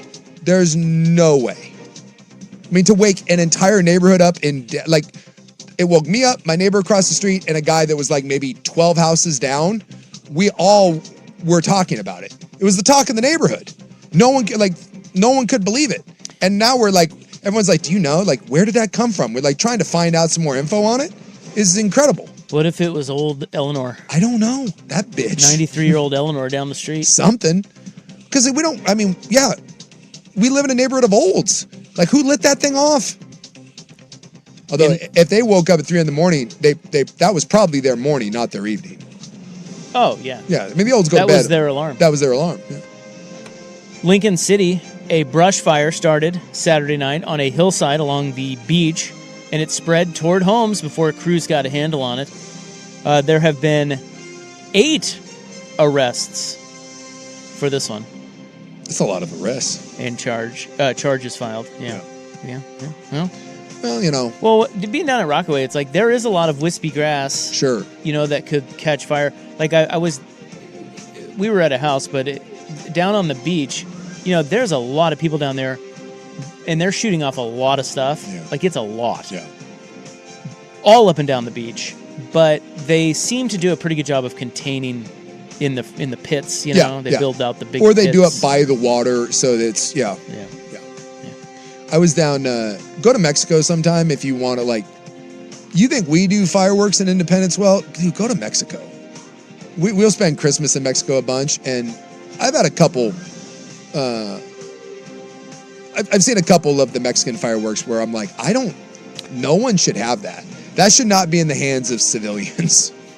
There should be. You should need a permit to let some of those things off. Someone said you can't buy those at the stand, but you can buy them at a car trunk 50 yards from the stand. That probably makes sense. Oh my God, is that how it works? Man, I don't know. And where do they get them? I don't know. Probably Mexico. I just think there is a real market for the underground. You can't buy that here. Come with me. We have a boat crash, and is one of the country's most iconic sandwich shops here in Oregon. Look, if we have sandwich news, I'm going to need this stat. I do have sandwich news. Can't wait. All next. No one dispenses justice quite like the Advocates.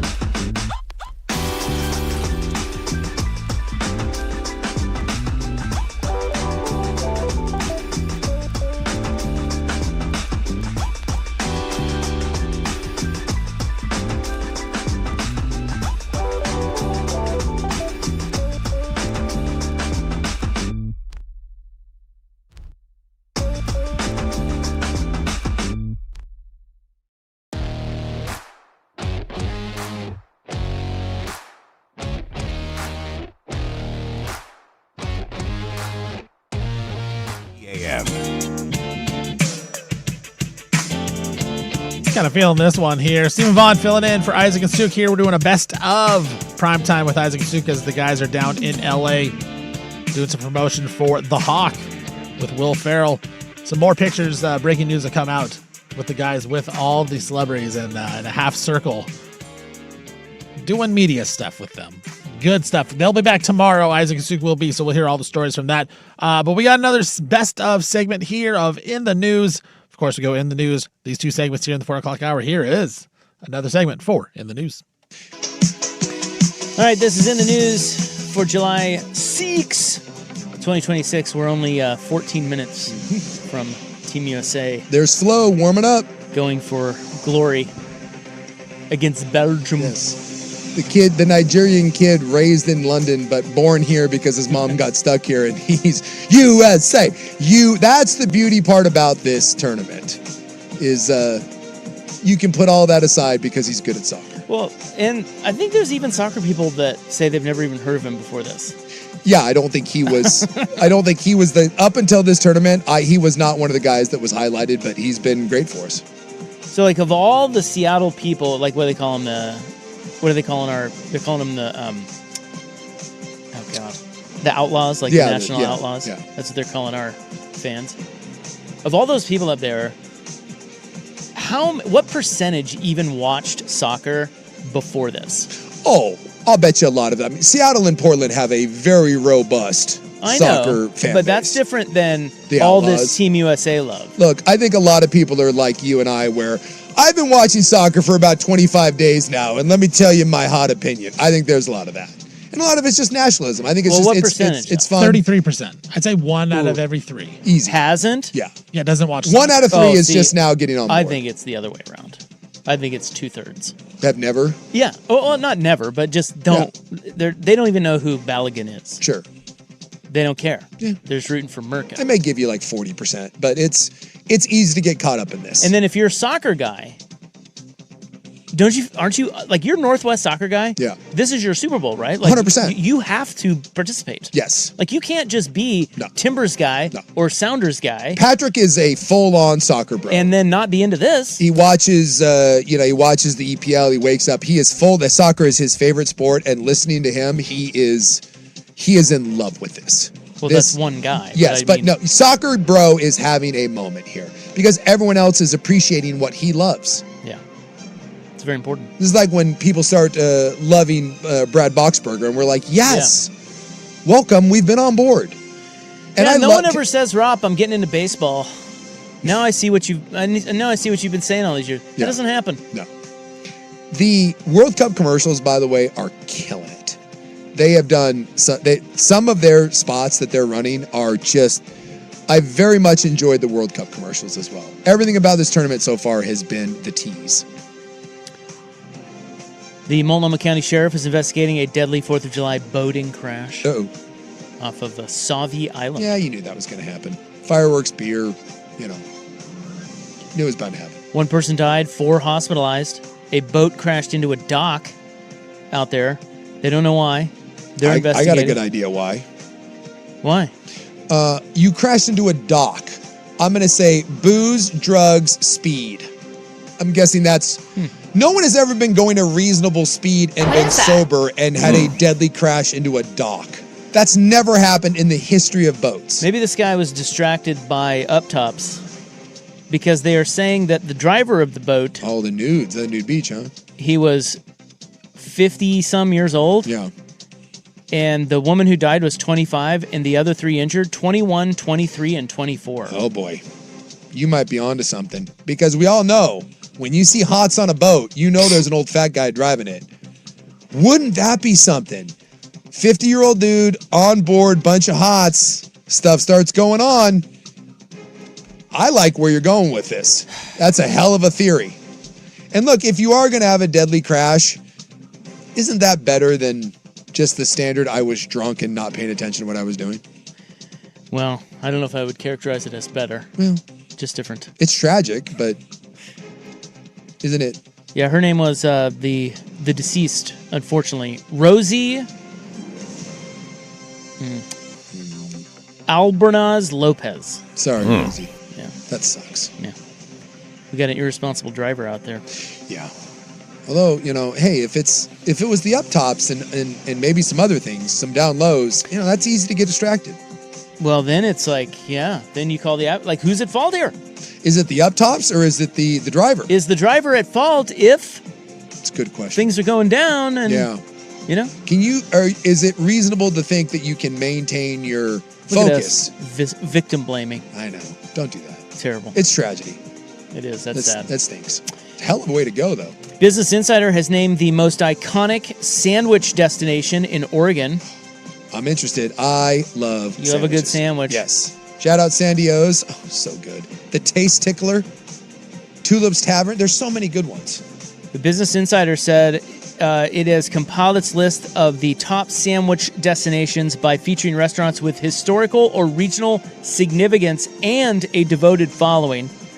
It says many of these shops are known for signature local sandwiches that have stood the test of time, while others have earned acclaim for putting their own spin on a classic. Together, they show that every state has a sandwich worth traveling for. What is because, Philly, obviously the cheesesteak, although the people of Philadelphia will tell you that the broccoli pork sandwich is actually the sandwich of Philadelphia. Well, I don't think we have an official sandwich, Should we But- have one? I think that'd be cool to have. Yeah, We should ask Dan Ryan that when he comes in on Thursday. what is Portland's official sandwich? What do you want it to be? I don't want it to be like a crappy tuna melt. No. Like Nobody likes Like tuna. what speaks to Portland? Yeah, I don't really. What should be Portland's sandwich? Yeah, I Text the fan text. Yeah, give us an idea. Could be something kind of uniquely us, right? A little something. I don't think you're going to like this. No. What restaurant is on here? Oh boy. Well, I mean, I'm not saying it's bad. What do we I got? just, I don't. It's going to be a hoity-toity sandwich. I don't know that it's known for. I mean, I don't know it for its sandwiches. Yeah. But they have listed Huber's. Really? Huber's Cafe. That's the most iconic place to get a sandwich in Oregon is Huber's Cafe. No. According to Business Insider. Yeah, wrong. Established in 1879. It is Portland's oldest restaurant. Isn't Huber's shutting down? No. I don't know.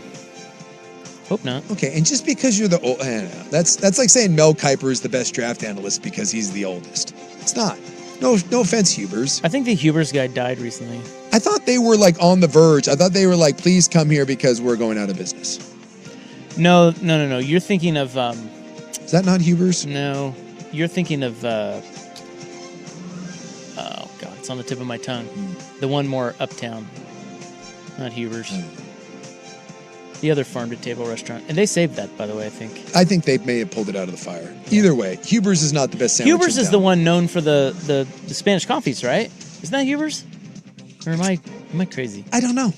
Do we know anything around here? I know where to get a good sandwich, and I don't want to say you can't get a good sandwich at Huber's, but as someone that gets a lot of sandwiches, that's not where I would tell anyone to go get a sandwich. Go to Bunk and get the meatball parm. Yeah, you're welcome. I love Bunk. Yeah, go get the lardo. Go get the Korean pork. Go get the Korean pork sandwich, and then tell me if that isn't better than what Huber's. Do they say what kind of sandwich Huber's is serving up? It didn't even say. It's got a picture of like a mushroom sandwich. Of course. Yeah, open face mushroom. Oh, for God's sake. Get at. Just get. Yeah. Get. I told you wouldn't like it. No. Oh, people are saying Higgins is the one we're thinking of. Yes. That's what I was thinking You were of. thinking Higgins. I was This thinking is not Higgins. Higgins. This Sorry. is Huber's. Huber's. And it's downtown. Known for their Spanish coffees. You But know what? I haven't been in there in years. I go to sandwiches place. I'm a man of the people. I go where the people are going to get a quality sandwich. And I would say that we do sandwiches like Portland does a great sandwich, and Yeah. there's a lot of great locations. Oh, yeah. Yeah, it's hard to find a bad sandwich here. Like, Yeah. you got to go out of your way to find a bad sandwich here. Yes. You got to keep up with the sandwich game. Yeah. Yeah, so apparently it's their turkey sandwich. I guess it's open-faced, and it's got shredded turkey and mushrooms on it. That's what they're known for. Now I kind of feel like I should go try it, but I don't really want to out of spite.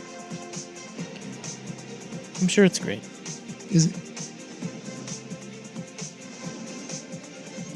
Yeah, it's turkey, tomato, sourdough. Yeah, do you want to see a picture of it? Look at that. Look at this. Oh, damn it. There's Tula 2 in there. Got a little baby elephant in there. That's weird. There's an elephant sandwich? I had it there. It's gone. Anyway. Go to Laurelhurst and get one of their sandwiches. Oh, they're amazing. You want to talk about a good, if you want the best meat on your sandwich, it's probably Laurelhurst Market. Dude, their sandwiches are dynamite. There's in the news for July 6, 2026, brought to you by the Advocates, injury attorneys at advocateslaw.com. Team USA about to kick off here. Is that what they call it? A kickoff? Yeah, I think so. Do they call it a face-off? I don't... Are they about ready to drop the puck? That's a good question. I think it's kickoff. About ready to tip off? Well, they're playing the anthem, and I just, look at that crowd. Yeah, so good. Look at them. Hands over the heart. First pitch is coming up. I'm getting American aroused right now. Let's go. So we will get to that and more headlines of the day next on The Fan. I tell you what, it was an exciting time. It seems like so long ago that Team USA played Belgium and the puck drop, as Rob would say, or kickoff, obviously, happened, and there was hope. There was hope that USA would win, advance to the quarterfinals, and then it took about all of, I don't know, I think Belgium scored in the first 9 minutes, but it was the first 4 minutes of the match, and you thought, man, Belgium just looks really good, and it turned out to not be good for Team USA. But that excitement, I forget how excited it was right up until the actual match. And I tell you what, the sandwich conversation is an interesting one because that list that they had, again, it depends on who you are, what you like, but that list and the list they had earlier that they were talking about the guys, Isaac and Suk, they were talking about the toughest places playing college football. And a lot of the places, the venues that were in the top 10 were all schools that were just good. And you have to figure out if it's a tough place to play because the team is good, or is it a tough place to play because it's actually a tough place to play? Same with the sandwiches. If you've been there for a long time, it doesn't necessarily mean you're the best sandwich. It just means maybe you have the best location. Maybe you were there at the start of something, and now you're just kind of there. We've all been to restaurants, and we've all been to stores and places where they're really old, but maybe they're not the best, but they're ingrained in the community. Well, that's kind of what it feels like with college football as well. And maybe that list is the same type of thing. It's ingrained in the community. It may not be the best sandwich, but longevity does count. But you have to decipher: is it the best? Is it the toughest? What is it? I don't know. As the NBC reporter would say, what is that? What is that? Is it the best? I don't know. But I tell you what, I'm excited. It is Coach Vaughn's birthday today. We're heading out to the Dumpling House a little bit later. I'll be heading out there after the show. So I am looking forward to that. I'm getting hungry already thinking about that. And then that whole conversation about sandwiches made me really think about the Dumpling House and dinner that we're going to have later. So I'm excited about that. You can always text in the text line, 503-864-6326 if you want to get in your best sandwich spots as well. There's talk on the text line about unnecessary shade being thrown at the tuna melt. There is people being offended, and I tell you what, it's Offensive Wednesday, it sounds like, with Isaac and Suk here on this best of. Tuna melt, not my favorite of sandwiches, but I'm not offended. If you hand me a good tuna melt, it's gonna be really, really good. So I'm not offended about the tuna melt shade that Isaac and Suk had, but it's not my go-to sandwich. I'd much rather have something else. All right, we'll take a break here. When we come back, we got more best of with Isaac and Suk, as Isaac and Suk are down in Los Angeles. They will be back tomorrow with more live radio shows from 3 to 7. Coming up, we're going to have Joey Harrington, best of Joey Harrington, talking about Brendan Sorsby. There is some Brendan Sorsby news out today that the NCAA is now questioning Cincinnati and trying to figure out what they knew when they went out and recruited Brendan Sorsby. Of course, Brendan Sorsby bet over $90,000 on his teams, not all on his teams, and part of his teams were bet on when he was at Indiana, apparently at Cincinnati, and maybe was going to be at Texas Tech. And so Cincinnati now getting questioned. We'll find out if Indiana gets questioned. But we had Joey Harrington on, and they talked about it. Like, how does he feel as a former elite athlete? Joey, of course, on the billboards in New York, Heisman candidate, top draft pick in the NFL draft. How would he feel if one of his teammates was betting on his own team to win? How would he feel about that? So a very interesting side. We'll hear that conversation coming up next here I'm Stephen Vaughn. This is the best of primetime with Isaac and Suk here on 105.1 The Fan.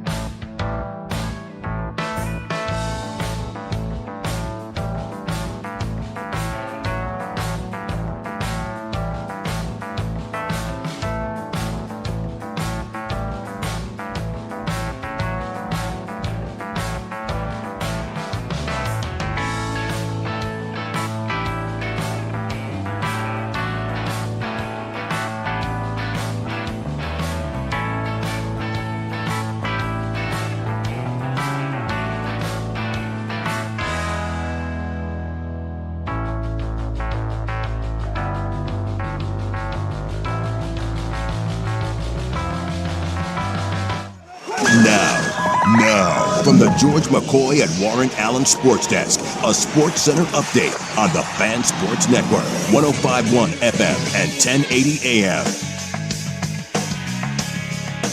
First on The Fan, the NCAA today, they've sent a letter of inquiry to the University of Cincinnati, and it's centered on former quarterback Brendan Sorsby time when he was with the Bearcats. Sorsby bet over $90,000 across his times when he was at Indiana, Cincinnati, and then over at Texas Tech. Now, Indiana has not gotten a letter from the NCAA yet.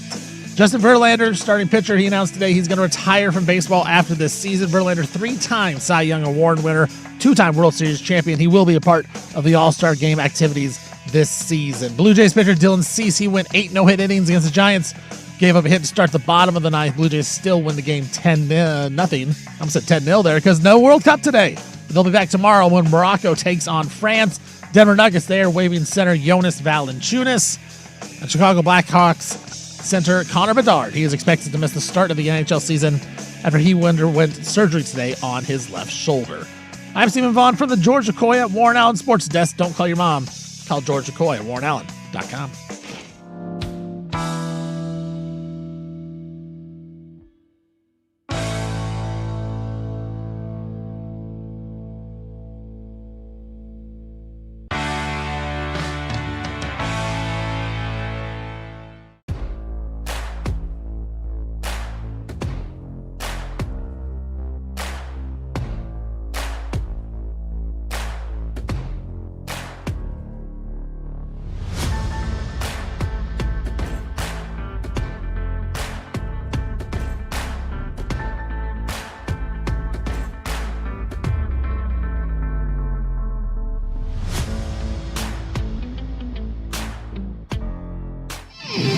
What's good, everybody? Stephen Vaughn here, filling in for Isaac and Suk. We're doing a best of prime time with the two guys there as they are down in Los Angeles, hanging out with the Hawk, Will Ferrell, and his new show. Some media stuff for that. But they will be back tomorrow, hopefully with a lot of fun stories, as they've met a lot of famous people down there, including the one, the only Will Ferrell. So I can't wait to hear what they have to say about that. They will be back tomorrow. This hour, we got some more best ofs, including Joey Harrington, a conversation with him and Isaac and Suk talking about Brendan Sorsby's situation. Of course, Brendan Sorsby was betting on his own teams when he was at Indiana, and apparently at Cincinnati, he ended up betting over $90,000 in bets, not all on college football, not all on his team, but the guys asked Joey how he would feel if he knew one of his teammates was betting on his own team. A very interesting conversation. I remember listening to that conversation when it happened, and kind of shocked is maybe the wrong word. Maybe that's a little too much, but I was kind of shocked at what Joey Harrington had to say about Brendan Sorsby, his feelings of that. So we're going to get to that here in a couple minutes later on. Talking also about the Giannis trade, the guys' reaction to that, some more World Cup fever that the boys had until, of course, Team USA lost to Belgium. And again, it seemed like so long ago that Team USA lost to Belgium because that was so exciting going right up into the match. And then it just right away, just went away. But some of the news today, as I said, Brendan Sorsby, he's back in the news today as the NCAA did send a letter of inquiry to the University of Cincinnati about Brendan Sorsby to try to figure out what exactly he did while he was at Cincinnati. A lot of Texas Tech fans and the media that cover Texas Tech have been not excited about the punishment that they feel Texas Tech is getting compared to everybody else when Brendan Sorsby didn't actually play a down for the Red Raiders, yet it seems like Texas Tech is the one getting punished. Well, now the NCAA is looking into Sorsby's time with Cincinnati, where he was 2 years starter there, really good player. Probably, not a top NFL draft pick, as Suka said, maybe a day 2, day 3 draft pick, but a really good college football player at the quarterback position. And I know Texas Tech is very upset about the way this whole thing went down because they had national championship hopes. Now, of course, we saw last year when Oregon played Texas Tech, the Red Raider offense was atrocious. Now, you can combine that with the Duck defense. Duck defense was really good as well. But that Texas Tech offense was going nowhere under Baron Morton. So they knew, hey, Morton's going to be gone. We need a new quarterback to kind of elevate us because the defense maybe not as good as they were this past season with David Bailey. So we need to upgrade that offense. Brendan Sorsby was their guy. They targeted him from the get-go, from the start of the transfer portal, said, here's all this money, apparently, $5 to $6 million they give him. And then he's not even able to play down for the Red Raiders. Now Texas Tech will hopefully be starting Will Hammond. He's coming off a torn ACL. He was there last season. He played quite a bit actually when Baron Morton got hurt. So Hammond has some experience, but still he's not on the Brendan Sorsby level. So we'll see what happens with the NCAA talking to the University of Cincinnati, see if they get in trouble. But some interesting stuff going down there, which leads into the next best of segment. Joey Harrington, of course, he comes on every Friday talking to the dudes. And Isaac and Suk asked him about how he would feel if Brendan Sorsby was his teammate and he knew that he was betting on his own team. Interesting answers, interesting interview with Joey Harrington with Isaac and Suk here on Best of Primetime. So, yeah, we were going to talk about the Brendan Sorsby sitch. Just generally speaking, though, for a former college and NFL quarterback, when you hear that a quarterback bet on his own team's games, like where does your head go? What do you think about that? Honestly, I'm not surprised. I mean, let's be on. Do I think that everybody's doing it? No. Do I think that the majority of people are doing it? No. But you also can't legalize sports gambling, promote sports gambling within your leagues, within your teams, within your arenas, on every television, commercial, and then expect something like this to not happen. Fair. So I don't think it's something, rampant that's every backup quarterback is betting on the team, but I'm not surprised it happened. It was inevitable. But if like, let's say your Oregon teammates, you remember how close you were with a lot of the guys at Oregon. Let's say one of those guys did what Sorsby did. Yeah.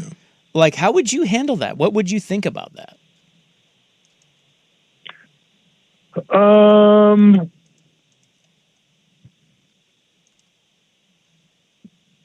I don't know.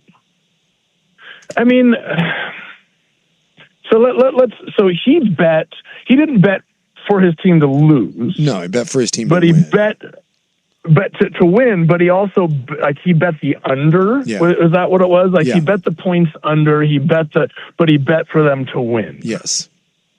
And he wasn't really playing. No, he did not play in those games. Right. Like, I don't know. Yeah, it's weird, huh? Would I be disappointed? Like, sure, I guess. But would you be okay with him being your leader, I guess? Like, if you're Texas Tech right now, and would you be okay with him being your starting quarterback?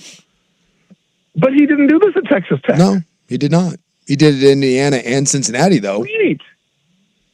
But I don't know. I mean, this is the whole. Like, there are so many things that go into it. Like, I don't even know if you're asking me the more general question, I don't know anything about this guy. I don't know anything about this. If I'm a player at Texas Tech, and it's not just me, the guy sitting in the parking lot in Riverside, they don't know anything about him. We're in a world of hired guns for all of college athletics. So if we're going to sit here and talk about somebody's moral character or whether or not they are the right guy to, like, I'm sorry, you're not hiring somebody to come in and spend 4 years in a redshirt year to represent your university and you're bringing someone in to win you some football games. So if you're bringing someone in to win your football games, you're bringing in with the good, the bad, and the ugly. And that's what this, like, I don't know.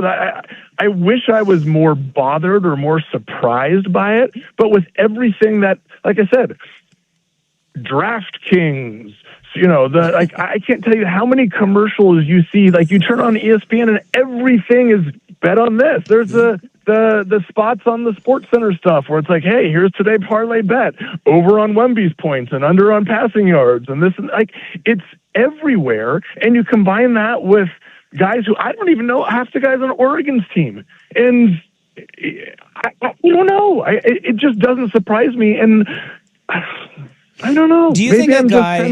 Okay, so if a player bets on his own team for or against, or let's say for and against, because somebody just texted and said that he thought Sorsby bet on Indiana to lose as well. I don't know. He did not bet on his football team to lose. No. He bet on some of the basketball games, but he did not bet on his football team to lose. Here's the point. The point is, you have a quarterback who bet on his team. Black and white to most people is that guy should never play college football again because that's the one thing you can't do. Like, it is the. No, I don't disagree with that. I mean, that's shoeless Joe Jackson type stuff. Like, now we're into the realm of point shaving, and now we're into the realm of, can you trust the results of this game? But I didn't open the door to this. You're just not outraged by it. Like, that's the thing that I'm not outraged by anything anymore, because I've become so apathetic to any sort of rules enforcement, to any sort of consequences, to any sort of fair application of the rules or not rules. Look, the guy is eligible because this appeal went to a Texas circuit court, correct? Or this doesn't go through the NCAA. It's not like there's some NCAA governing body that applies all the rules the same to all the different schools. This went to a Texas circuit court who, connect me if I'm wrong, maybe I just saw this in the ether world, that 4 of the judges were Texas Tech grads. Is that not the truth? This judge went to Texas, but not Texas Tech. Went to Baylor. Went to Baylor. The appeals, though, when this gets appealed and eventually is heard, it will be a panel of judges that went to Texas Tech. UT Arlington. This judge went to UT UT Arlington. Yeah. So eventually it will be heard by an appeals panel that went to Texas Tech. All of them. Yes.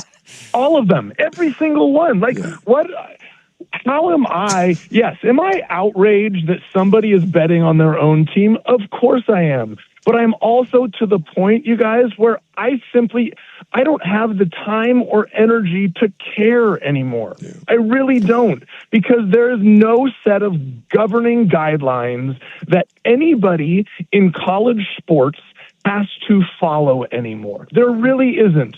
There's a different set of rules for every university, for every player, for every conference, for every everything.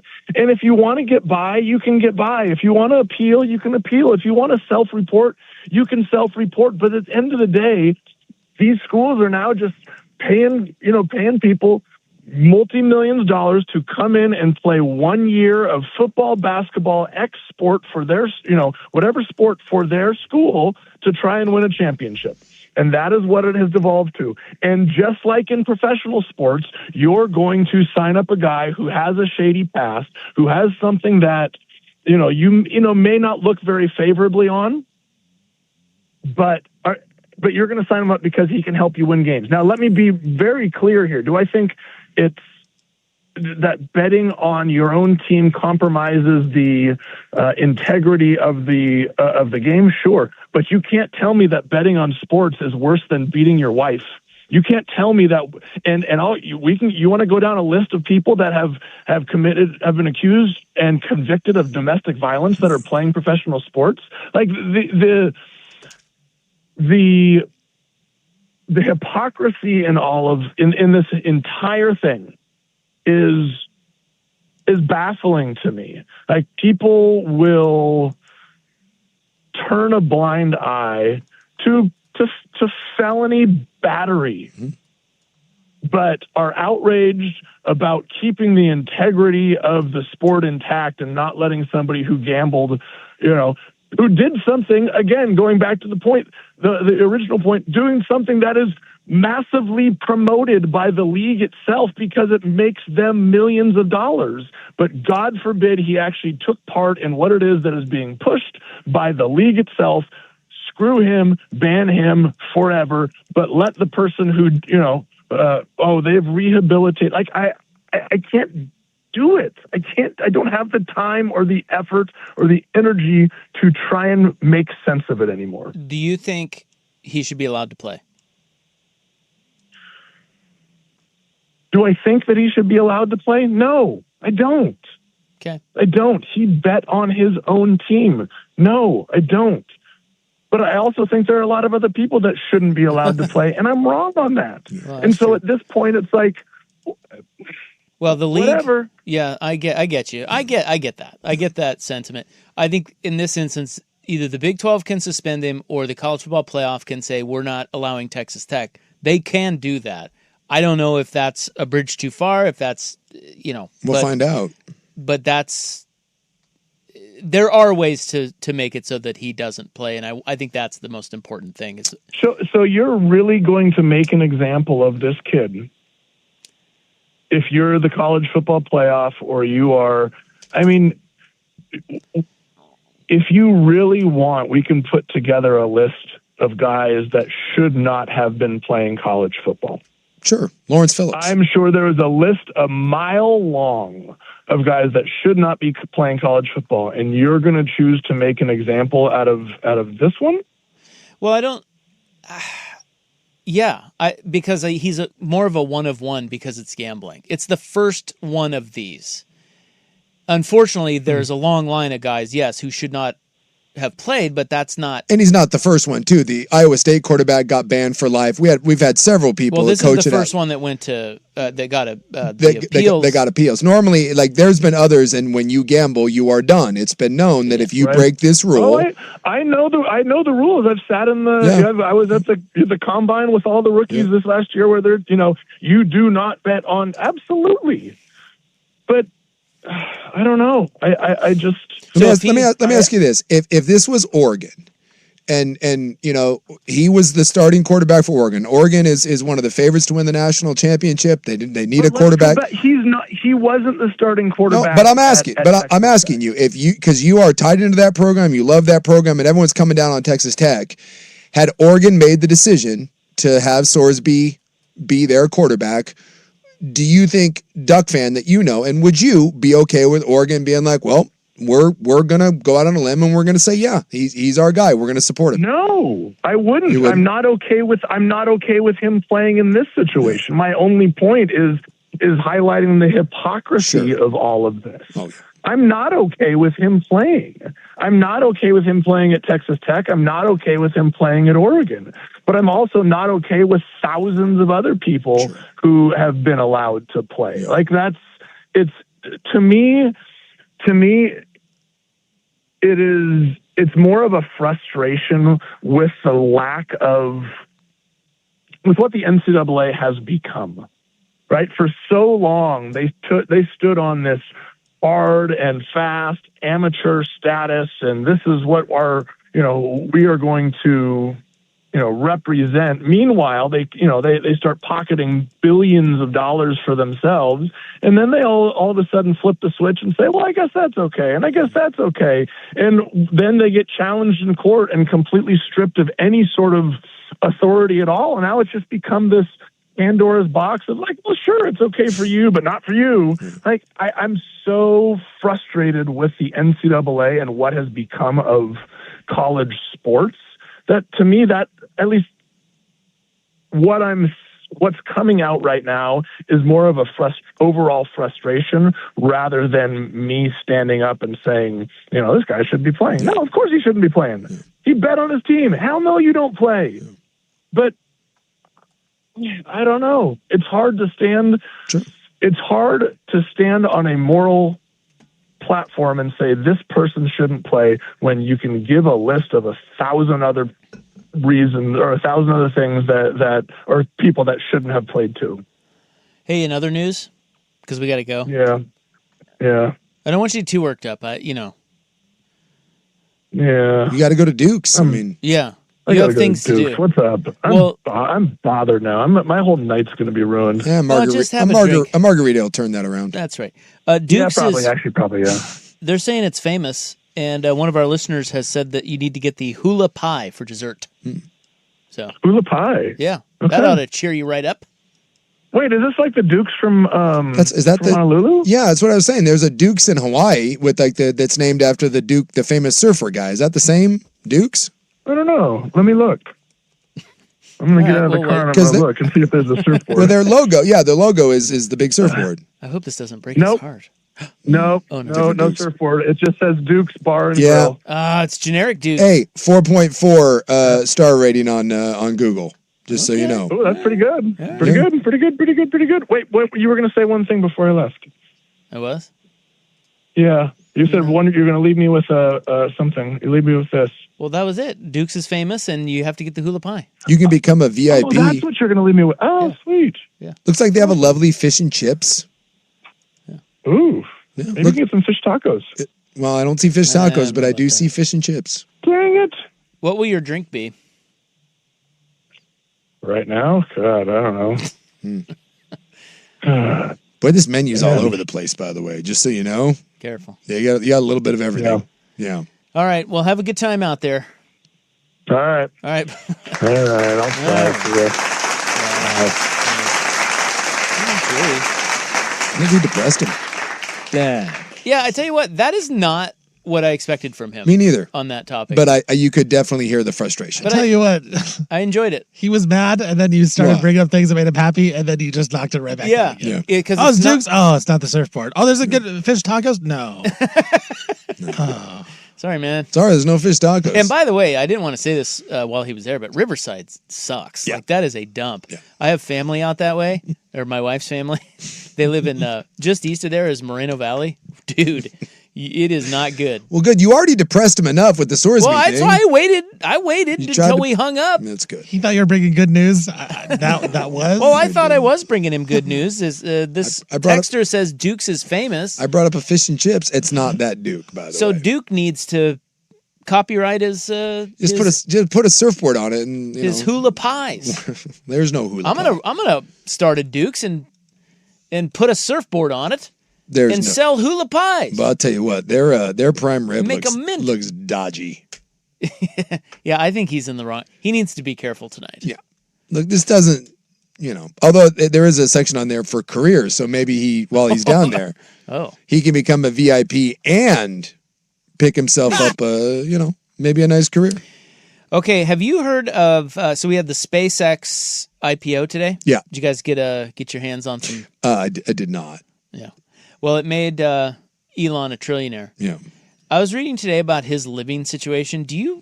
Yeah, I don't think he has. familiar? I don't think he has a house, right? Oh, he does. Oh, yes. he does? Yeah, he says he doesn't, but he does. Well, of course. And it's still. I want to see if you respect his living situation. Okay. Because as a trillionaire, there is only one in the world. Yes. And it's him. They actually can live anywhere he wants. They actually said too that I think Rockefeller with inflation was still technically worth more, but I just mean this guy he's the only one alive. Yes. Okay. Let's put it that way. Yeah. His living situation, I want to see if you respect it. Okay. How he lives. Let's Because it's let's get into it. it could be respected. Let's get into this. Like Joey's going to get into the Duke's chocolate lava cake, which is their only dessert. Chances he has food poisoning in the morning. 50-50. Yeah. Avoid the prime rib, Joey. Be careful. Still no report on if Joey Harrington did in fact get food poisoning, but that was a funny interview because it was true. Jerry was happy, then Joey was very sad. Very interesting take there, Brendan Storsby. Of course, Brendan Storsby not going to be eligible to play college football this season, and then we'll be working out to try to get back into the NFL in the 2027 NFL Draft. I'm Stephen Vaughn. This is the Best of Primetime with Isaac and Suk. Coming up next, we got more Best of segments here on 105.1 The Fan.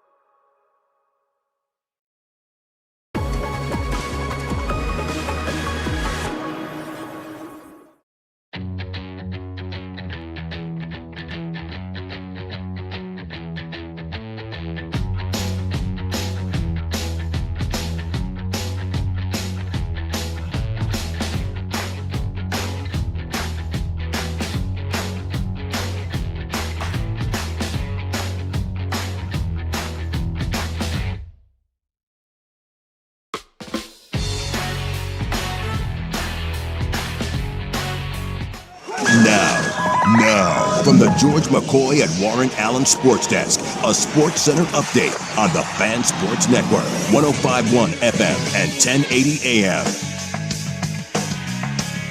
This update brought to you by Mountaintop Metal Roofing. No maintenance, energy efficient, fire resistant, and a lifetime warranty. Do it once, do it right. Visit mountaintopmetalroofing.com. First on the Fan, the NCAA today has sent a letter of inquiry to the University of Cincinnati, and it centers around former quarterback Brendan Sorsby's time with the program. Sorsby had bet over $90,000 across his college career while he was at Indiana, Cincinnati, and Texas Tech. Justin Verlander, he announced today that he is going to retire from baseball after this season. He hasn't pitched much this season, but he is a 3-time Cy Young Award winner and will be part of the All-Star Game festivities coming up later this summer. Blue Jays pitcher Dylan Cease, he went 8 no-hit innings against the Giants today. Gave up a hit to start the 9th. The Blue Jays still beat the Giants 10-0. No World Cup today. They'll be back tomorrow. Morocco will take on France. Denver Nuggets, they are waiving center Jonas Valanciunas. The Chicago Blackhawks center Connor Bedard is expected to miss the start of next season after undergoing surgery on his left shoulder. I'm Stephen Vaughn from the George McCoy at Warren Allen Sports Desk. Don't call your mom. Call George McCoy at warrenallen.com.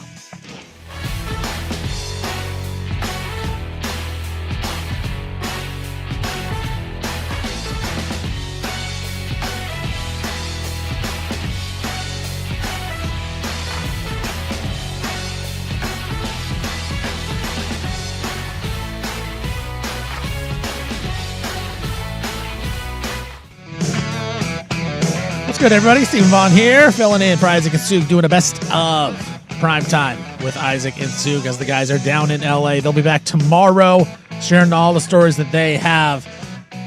But one of the good things about the World Cup, now it was cool that it was in North America, being in the USA and Canada and in Mexico, the World Cup matches, I think added to the excitement. As a person that is not a huge soccer fan, I'm a very casual soccer fan at best. I'm not out there watching the MLS. I'm not watching English Premier League, stuff like that. I will watch the World Cup, and I will get into it, and I usually do every single time. Every time it's around, every 4 years, it comes around. It is great, but I think maybe it had a little bit more juice to it for me just being in America. And the cool thing about it was you learned a lot about these countries that you may have never really heard of. Cape Verde, we heard about them being the smallest country involved, and then they go out and they have a really nice showing. We learned about some of the name changes. Turkey is now Turkey A. I think that's great. I love to learn. I love learning things.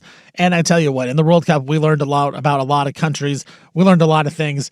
And Isaac and Suk, man, they have been into the World Cup as well. Here's a little best of segment. Just the guys chatting about some of the countries, some of the World Cup action that they have been excited for. This is the best of prime time with Isaac and Suk here on 105.1 The Fan. The Blazers woke up without a coach. Yeah. But wait. They didn't have a coach. No. But they really don't have a coach. Got a finalist. Yeah. So one of their finalists is out. Tiago Splitter is headed to the Bulls. And according, again, now to people writing articles, it's the worst thing to happen in Portland forever for some reason. That's funny. I didn't hear anyone clamoring for Tiago Splitter over the last, month. Oh. It's been dangling out there. There's clamoring now. So basically, I think it's down to Honori, who's the lead assistant in Minnesota, or Lashbrook, who is the kind of the wonder kid from Boston. So it sounds like if you believe that those were the 3 finalists, and now that the Carolina thing is over, do you believe? No dong, no believe. You would assume that here, and because the draft is coming up, even though yes, you don't need a coach for the draft, I would assume that one of those 2 guys will be hired. So you have the guy that has been a Minnesota lead assistant for like 10 plus years and is up for a bunch of jobs. He would seem to be the obvious choice. Or do you go with the guy that is just the young rising star and you take the chance on the unproven guy? And that would be Lashbrook out of Boston. Yeah, look, Splitter did a nice job, but I think if they really wanted Splitter, they would have locked him up already. That would be my take and on maybe it as he well. maybe he got antsy. He was like tired of waiting on Dundon. I don't know. Yeah, or maybe they told him, or maybe they just flat out told him, hey, if you've got an offer here, we recommend you take it. Who knows? We don't know what happened, but we are going to wildly speculate about it. Hell yeah. That's what we do. Today at the World Cup, we had an upset, and they are calling it one of the more shocking results in World Cup history. Yeah, Spain, who is the odds-on favorite to win the whole stinking thing. Yeah, they... is it an upset? Well, again, I checked with ChatGPT on this. It's a result? And they said I said, is it okay to call Spain's draw with Cape Verde an upset? And ChatGPT said, yes, that is amazingly accurate. It was an upset. Really? That they were able to pull off a draw, even though no one scored a goal. Because I initially put upset, and then you told me, you're like, isn't it not like it's a result? I was just questioning, is it an upset? It's a good question. Because they didn't win anything. No. Well, they got to have point. Well, not only did they not win anything, but I was catching some of that game, and then when I watched the highlights, dude, Spain had like that goalie from the Verde. Dude, that guy made amazing saves. Spain hit the post on one. Like they probably should have. If that game gets played again, they probably win 4-0. But they couldn't get a goal to go in. This is the fun of the World Cup. From what I've watched, that. Because I look at the lines, like I that tells me who is supposed to win, right? Yes. Like it gives me some frame of reference for like who's better and who should win and who should lose, whatever. The betting lines. Okay, well, it's funny. You can kind of tell. At least this is my little soccer. That's all we know. Yeah, I mean I know nothing, but I've watched the World Cup. I'm really into the World Cup. I think it's awesome. If there's a match on, I'm watching it, and I will say that it is pretty random. Like this Uruguay. Saudi Arabia game that just finished ends in a draw, also an upset. Uruguay was a big favorite. Yeah. And listen, if you watch the match, which I've been watching it the whole time we've been sitting here, Uruguay was pounding the net. They just couldn't get anything to go. It was they missed. It was much like the Spain game. So, I don't know what to make of that. I don't either. It sounds like Saudi, I mean, the Saudis, I don't know, they were plucky. Because that happened earlier too. Turkey. Did you know they changed their name? Is this like the Czechias? Yeah. They changed their name. It's Turkey. It's Turkey. What? Yes. The announcer kept saying Turkey. I thought we were just being folksy No. again, like we call it the Willamette. It's not Turkey anymore? Nope. No, but they lost to Australia, and they were big favorites as well. But Australia, they literally just like scored a goal and then packed all their dudes inside like the goal box to play defense. It was amazing to watch because then Turkey could do. I can't say it without it. Turkey, yeah. Turkey. It's they couldn't do anything because they had there's 25 guys in the goal box for both teams. It's fun and it's kind of random. Like you don't know, man. You don't know. Spain's got to be really upset that they only have that match, or got to have a point out of that. They'll probably be fine, but it's I love the World Cup. Well, and I love how off of one game. So like the U.S. beats the brakes off of. Hey, U.S. look good. Yeah, I'm sorry. They're the favorites now. Yeah, who did we mop the floor with? Paraguay. Paraguay, right? And based on that, people were like, going in, people were like, dude, this USC team's not very good. God, if they just make it to the knockout round, now it's like, well, I mean, not better than Spain. The comparative statements of the World Cup, it's amazing. It's one game. Well, look. Here's Spain. Here's Spain, by the way, missing like 4 straight goals. They looked good, U.S. Yes, very encouraging opening performance. Very aggressive. Yeah, I don't know how good the Paraguay was or whatever, but U.S. kicked the living hell out of them. We also had and it is Cape Verde for those wondering. So we got Turkey and Cape Verde, not Verde. Yeah, the thing about Cape Verde, it's 10 islands and it's off the west coast of Africa. Yeah. And we talked about it last week. It's kind of the Cabo of Africa. Yes, it's the place to be. Apparently, it's pretty. It's just a fun place to go, and it's super built up and like kind of actually really nice and one of the more developed parts of Africa. Yes. Cape Verde. Okay, but this is their first time ever in the World Cup, and their population is the same as Albuquerque, New Mexico. And they're in the World Cup. And they just played Spain to a draw. Yeah, arguably the number 1 team in the world. So oh my God. That's like 530,000 people. That'd be like, let's just go to Albuquerque and find a World Cup team. Isn't it strange, too, that they'll probably never do anything else, but for them, I mean, watching their fans and them after that, they just beat Spain. Like, they just kicked their ass. That would be the greatest thing to ever happen to that island nation. And by the way, that is not the smallest country in the tournament. That is Curacao. Oh. Your favorite liquor at a bar. Yeah. By the way, did you see the Verde guys bringing out the goats? Yeah, man. Apparently, I don't know why, but I'm on board any country that literally takes to the streets and riots after a tie and they were passing around goats. They had little baby goats that they were just like crowd surfing. That's how we do it. Hey, New York, take a page. Yeah, I know that you can burn a city to the ground, but can you pass around goats? And by the way, did you see the Spurs fan that fought the entire New York crowd? Yeah. Dude, that guy is the man. One Spurs fan who's built like a fire hydrant fought he fought basically the entire crowd. And to be honest with you, I think he kind of won.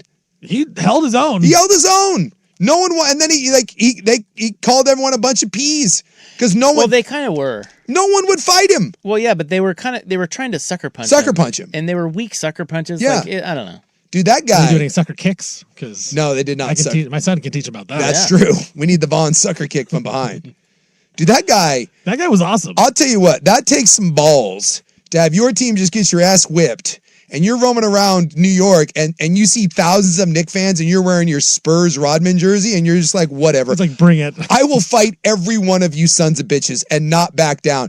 And even after the police showed up, he was like, nah, I got this. He's like, come on, Rob. That guy, put that guy in the UFC Freedom 250. That guy should be in a cage. He don't care. Got to swing on anybody. They should do that. Spurs fans versus Knicks fans in a cage. Dude, those Knicks fans, you have no. That's my money's on the Knicks. That's such. Well, can they bring weapons and stuff? Because Knicks fans are just using cones. Yeah, that's true. Cones. Did you see those guys with cones? Yeah, they're tossing cones in the air, lands on the other guy's head. Yeah, it's an amazing. That was an amazing shot. Yeah. So the thing with Turkey, 1 million shot, Doc. They did change their name, and they basically wanted to disassociate from the bird. So they changed it. It's Turkey. Boy. Which again, I told Rob this before the show. I understand. Like if I'm a country, I don't want to be called Turkey anymore. It is a weird name for a country, if you really think about it. Turkey.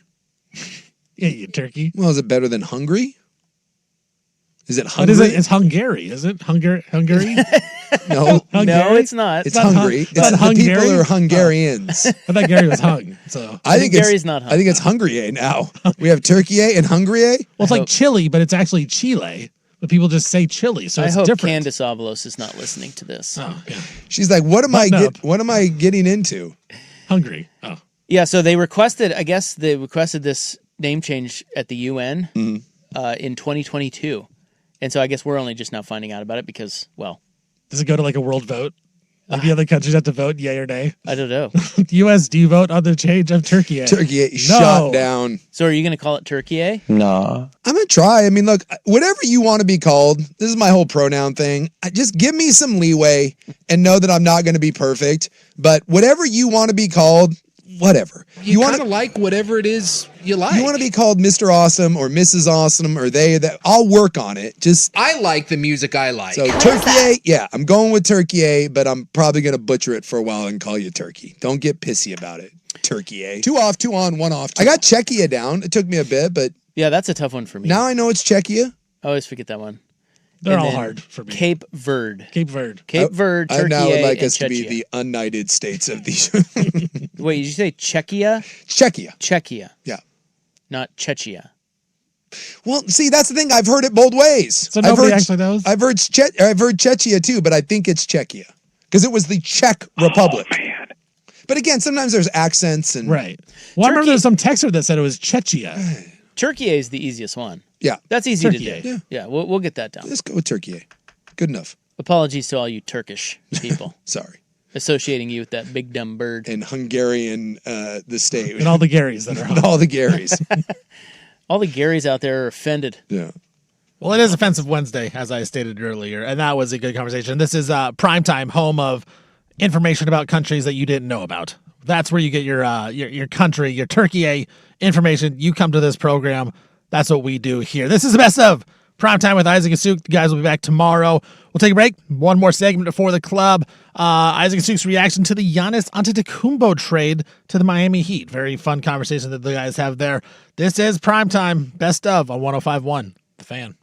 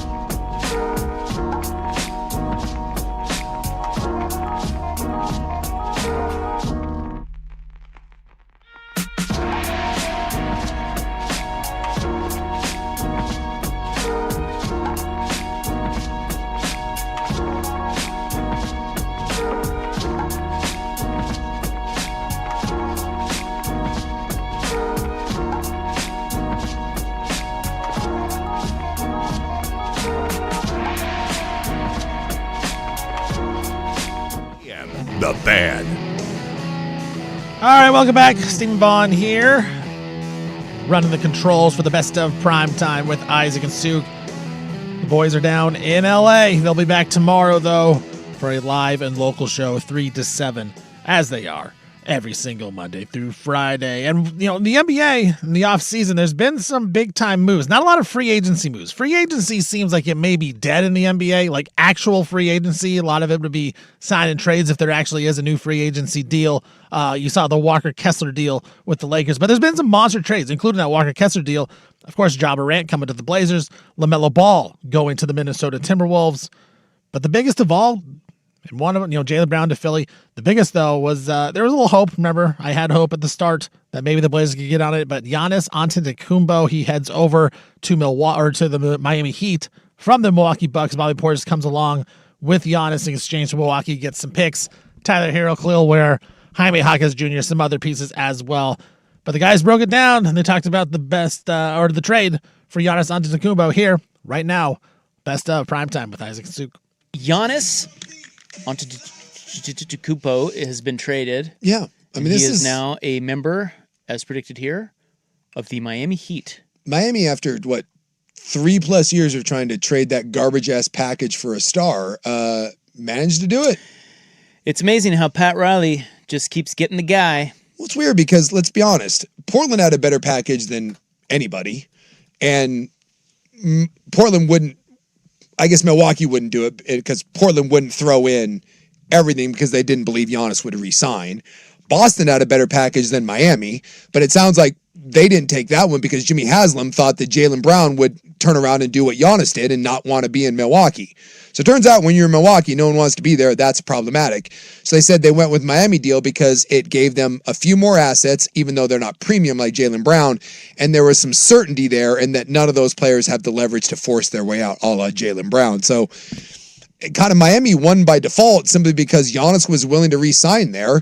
And it didn't involve a star going back to Milwaukee that would then force his way out. Because obviously Myles Garrett and Jaylen Brown and, forcing your way out, Haslam didn't want to go through that again. And I understand why, but this was not the best package. For a Milwaukee team that seemingly isn't interested in totally bottoming out because you don't have your draft capital, Jaylen Brown makes way more sense. Or if you wanted to move Jaylen Brown for more assets, you could have. And if you're Milwaukee, I don't know why you wouldn't go get Jaylen Brown and then turn around and try to move Jaylen Brown to Portland and again continue to get assets. But they took the Miami deal and now, there's no such thing as a fair deal for Giannis. But it's a fair, I guess this is an okay package, but for arguably a top 25 player of all time, this is a pretty good deal for Miami. We always say this when stars get traded. There's no We're equal what? value. We traded for that? Yeah. What? That's all they... I mean, and also maybe lesson learned here that just because somebody thinks they have a better package, one, doesn't make that true. Yeah. And two, in the eyes of the team that's making the trade. And two, even if they did have the better package or somebody else had a better package, it doesn't always matter. No. That does not mean that you're getting the player. Mm-mm. So, again, it's the same alphas that continue to win these deals. Yeah. And Pat Riley is one of them. It helps that Giannis wanted to go to Miami in the first place. He was always going to go to Miami. The Celtics threw a nice little wrench in there by offering Jaylen Brown, but ultimately, here is what Milwaukee gets. So they trade Giannis and Bobby Portis to the Heat. Milwaukee gets Tyler Hero, Jaime Jaquez Jr., Khalil Ware, Kasparas Yakichonis. Yeah, the I think Illinois it's kid? Yakatonis. Yeah, did he have a good rookie year? No. He had a couple games where he was okay, but he was hurt at the start of the year, and then he just never really got in the rotation or anything. Because he looked in college. He was awesome in college. Yeah, you could see boy, that guy could be a good pro. So that's an interesting player. They also get the number 13 pick, which they already used. Which was they Nate used Ament yesterday. The kid out of Tennessee. Oh, they got the Tennessee kid. Yeah. And he's a really skilled player. He's just young and. They got a 2030 first round pick swap, and they got a 2031 unprotected first, and a 2033 unprotected first, and a 2033 second round pick. They got all of that for Giannis and Bobby Portis. I'll say this, as a Blazer fan, I loved what Milwaukee got back because I don't think Milwaukee is going to be a playoff team. I think at best they're a play-in team. And right now with the new draft lottery rules, you want to be mid-bad. You don't want to be bad because you don't get the best chance. If you're mid to bad, that's when you get the most ping pong balls, and the Trailblazers have those Milwaukee Buck picks. And I think that's where the Bucks are going to land for the next couple of seasons because all those players you mentioned, Rob, yeah, they're fine. As you say, good little players, but none that are really going to make a difference. Like Khalil Ware, like he's good, he's fine. Yakachonis, like he's not going to be a star. So you got no stars back in the deal, and the Blazers still own all these Bucks assets, which should fall in about the range of the draft lottery, which is the best. So as a Blazers fan, I was psyched with the deal. Who else do they have there? Ryan Rollins. That's about it. AJ Green. Did they do anything for you? No. There you go. Like that's their squad. So their starting lineup is going to be like Rollins, AJ Green, or Jaime Jaquez, who again fine player, Khalil Ware. Yeah, they got Rollins, Hero, Jaquez, Kyle Kuzma, and Miles Turner. Right. Kuzma. Like that team is not that great. That is a mid to bad team. Ware and Ament coming off the bench. So here's the question: does Giannis win another title? Look, when you look at the Miami roster, look, you got Bam and you got Giannis. I'm not certain where all your shooting comes from. That's about it right now. So when you look in the East, that New York shouldn't be going anywhere, although they said they're not going to go in the second apron, so they're not going to be able to bring everything back. Cleveland, despite their flaws, Cleveland's pretty good. Boston isn't going anywhere. Sounds like Jaylen Brown, by the way, could be on the move. The report today, I think Stein had it, said that they are still looking, even though they said that Brown figures into the long-term plans, said Boston is looking to move Brown for a big. So Donovan Clingan. Hey. Well, I don't know how you don't move Brown at this point. Yeah, it's pretty ugly. Because you've been and he doesn't want to be there. Yeah, and so, exactly. But Boston, whether they keep Brown or whether they do deal Jaylen Brown to get a big, Boston isn't going anywhere. I think you can make an argument. Miami's like the 4th or 5th best team in the East. And you've got a guy in Giannis that's on the wrong side of 30 that has injury concerns. So does he win a title in Miami? Not as currently constructed. Call me crazy though. I think this is a good fit. I think a lot of people are actually kind of trashing this and think it's not going to work. I think it's going to work great. Now they do have to add a ton, as you said, Suk. Like they got rid of all their role players. But I always think in the NBA you can find role players. Well, you find ring chasers too. Right. Yeah. You can find a shooter. You can find a defender. You can find a guy that can pass the ball a little bit, especially for a team like this, like you said, that is Miami, where guys want to go to play anyways. Yeah. Like this is already a destination. And now you're out in the fact that you are going to play a specific role to try to help a team win a championship. I think you're going to get the best of the best role players. I think this is like that fit with Giannis and Bam on the inside. That is going to be tough to score on in the postseason. Yeah. Defensively, they're going to be great. Wiggins too. Wiggins as well. Like he's a veteran player. Like I actually think this Minnesota team is a little higher up than most people are saying. Like you say around 5 or 6. Like I would say they're not the best team. They're not the Knicks. They're probably not the Celtics. You're talking about Miami. Yeah. Right. Miami. You said Minnesota. Sorry, I meant the Heat. You're excited. I am. I fired up. Yeah, I think they're probably the 3rd best team in the Eastern Conference. It sounds like Norman Powell's not going to be able to re-sign there. Right. So you got Davion Mitchell, Wiggins, Bam, and Giannis, and you go from there. Find out who I get. Bobby Portis came over in the trade too. So you got Bobby Portis can play. Like that's fine. And again, maybe this boils down to simply, you know what derailed Dame and Giannis in Milwaukee was just injuries, right? They were basically there for 2 years together, and one got hurt, and then the other one got hurt. They never got a chance to play in the postseason, so maybe that just comes down to Giannis led a decent group in Milwaukee to an NBA championship, but that was when he was younger and had less miles. So does Giannis kind of figure it out? Also, have you read some of the stuff coming out of Milwaukee? Yeah. Dude, it sounds like that thing was a freaking mess. Giannis called his teammates selfish. He was pissed that Dame got the ball at the end of games and not him. It was like a high school hissy fit over there. Well, apparently he refused to come out of a game. Yeah. Was the old coach that got fired. Yeah. He subbed him out, and Giannis just stayed at the scores table and subbed right back in. Yeah, he's like, I'm not going anywhere. Just like a bunch of bitching and infighting, and turns out Giannis may be as much of a whiny bitch as the rest of the NBA. Yeah, low key.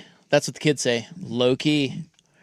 All right, there's a little Giannis trade talk. Sorry you didn't get him, Blazer fans, but guess what? You're never going to get him, so let's not fall for it again, okay? Well, they get Jaylen Brown. How about so you guys fine. learn a lesson? So that Jaylen Brown's coming to Boston wants a big Donovan Clingan and Robert Williams. Hansen. Yeah, Young Hanson's got potential. I mean, come on. So what more do you want, Boston? Yeah, Boston, what more did you want? Oh, you just wanted Paul George and you don't want Young Hansen? Come on now. And I think this trade is great for the Miami Heat, by the way. Go back to the Giannis trade. I do think that it will be a good fit. Giannis and Bam, that combo on the inside defensively has a chance to be one of the best in the NBA. Now, they do have to fit holes still. They still got to get more players, but they did go out. We talked about the veterans that may want to go play. Tim Hardaway Jr. comes over to Miami on a contract. One of the best shooters in the NBA, did that last season with Nikola Jokic in Denver, showed his value. He comes over and over there. Bobby Portis, like I said, got that in the trade. Andrew Wiggins is still there. They still have Pelle Larson, who is a really good young player from Arizona. Davion Mitchell, he's the guy that's proven he can play in the NBA on the biggest of stages. College basketball hero for Baylor. Like, I think this roster is coming together. I think there's more guys on the free agent market that may choose Miami. DeMar DeRozan is free agent. There's rumors he may go to Miami. LeBron James, maybe he goes to Miami. I do think eventually that this Miami Heat roster is going to turn out to be really good, and you'll be looking at a top 3 team in the Eastern Conference with Giannis and Bam and maybe potentially LeBron James. All right, coming up next, we hit the club. The best of the club with Prime Time with Isaac and Suk here on 105.1 The Fan.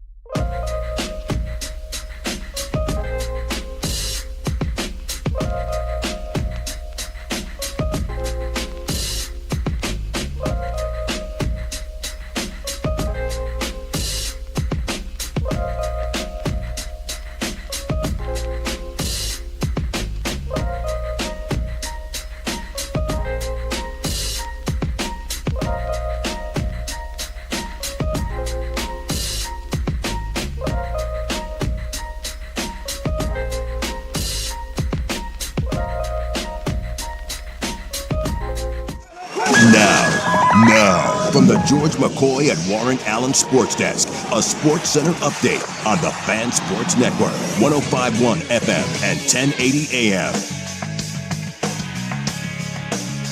First on the Fan, the NCAA today sent a letter of inquiry to the University of Cincinnati, and it centers on former quarterback Brendan Sorsby's time with the Bearcats. Sorsby bet over $90,000 across his times at Indiana, Cincinnati, and Texas Tech. No word yet on it if Indiana has gotten a letter from the NCAA as of yet. Justin Verlander announces today he will retire from baseball after this season. Verlander, a 3-time Cy Young Award winner, 2-time World Series champion. He will be a part of the All-Star Game festivities later this summer. Blue Jays pitcher Dylan Cease, he went 8 no-hit innings, then gave up a hit to the Giants and start the bottom of the ninth, but Blue Jays still won the game 10-0. No World Cup today. They'll be back tomorrow. Be a good one. Morocco taking on France. Denver Nuggets, they're waiving center Jonas Valanciunas. And Chicago Blackhawks center Connor Bedard. He is expected to miss the start of this next season after undergoing surgery on his left shoulder. I'm Stephen Vaughn from the George McCoy at Warren Allen Sports Desk. Don't call your mom. Call George McCoy at warrenallen.com.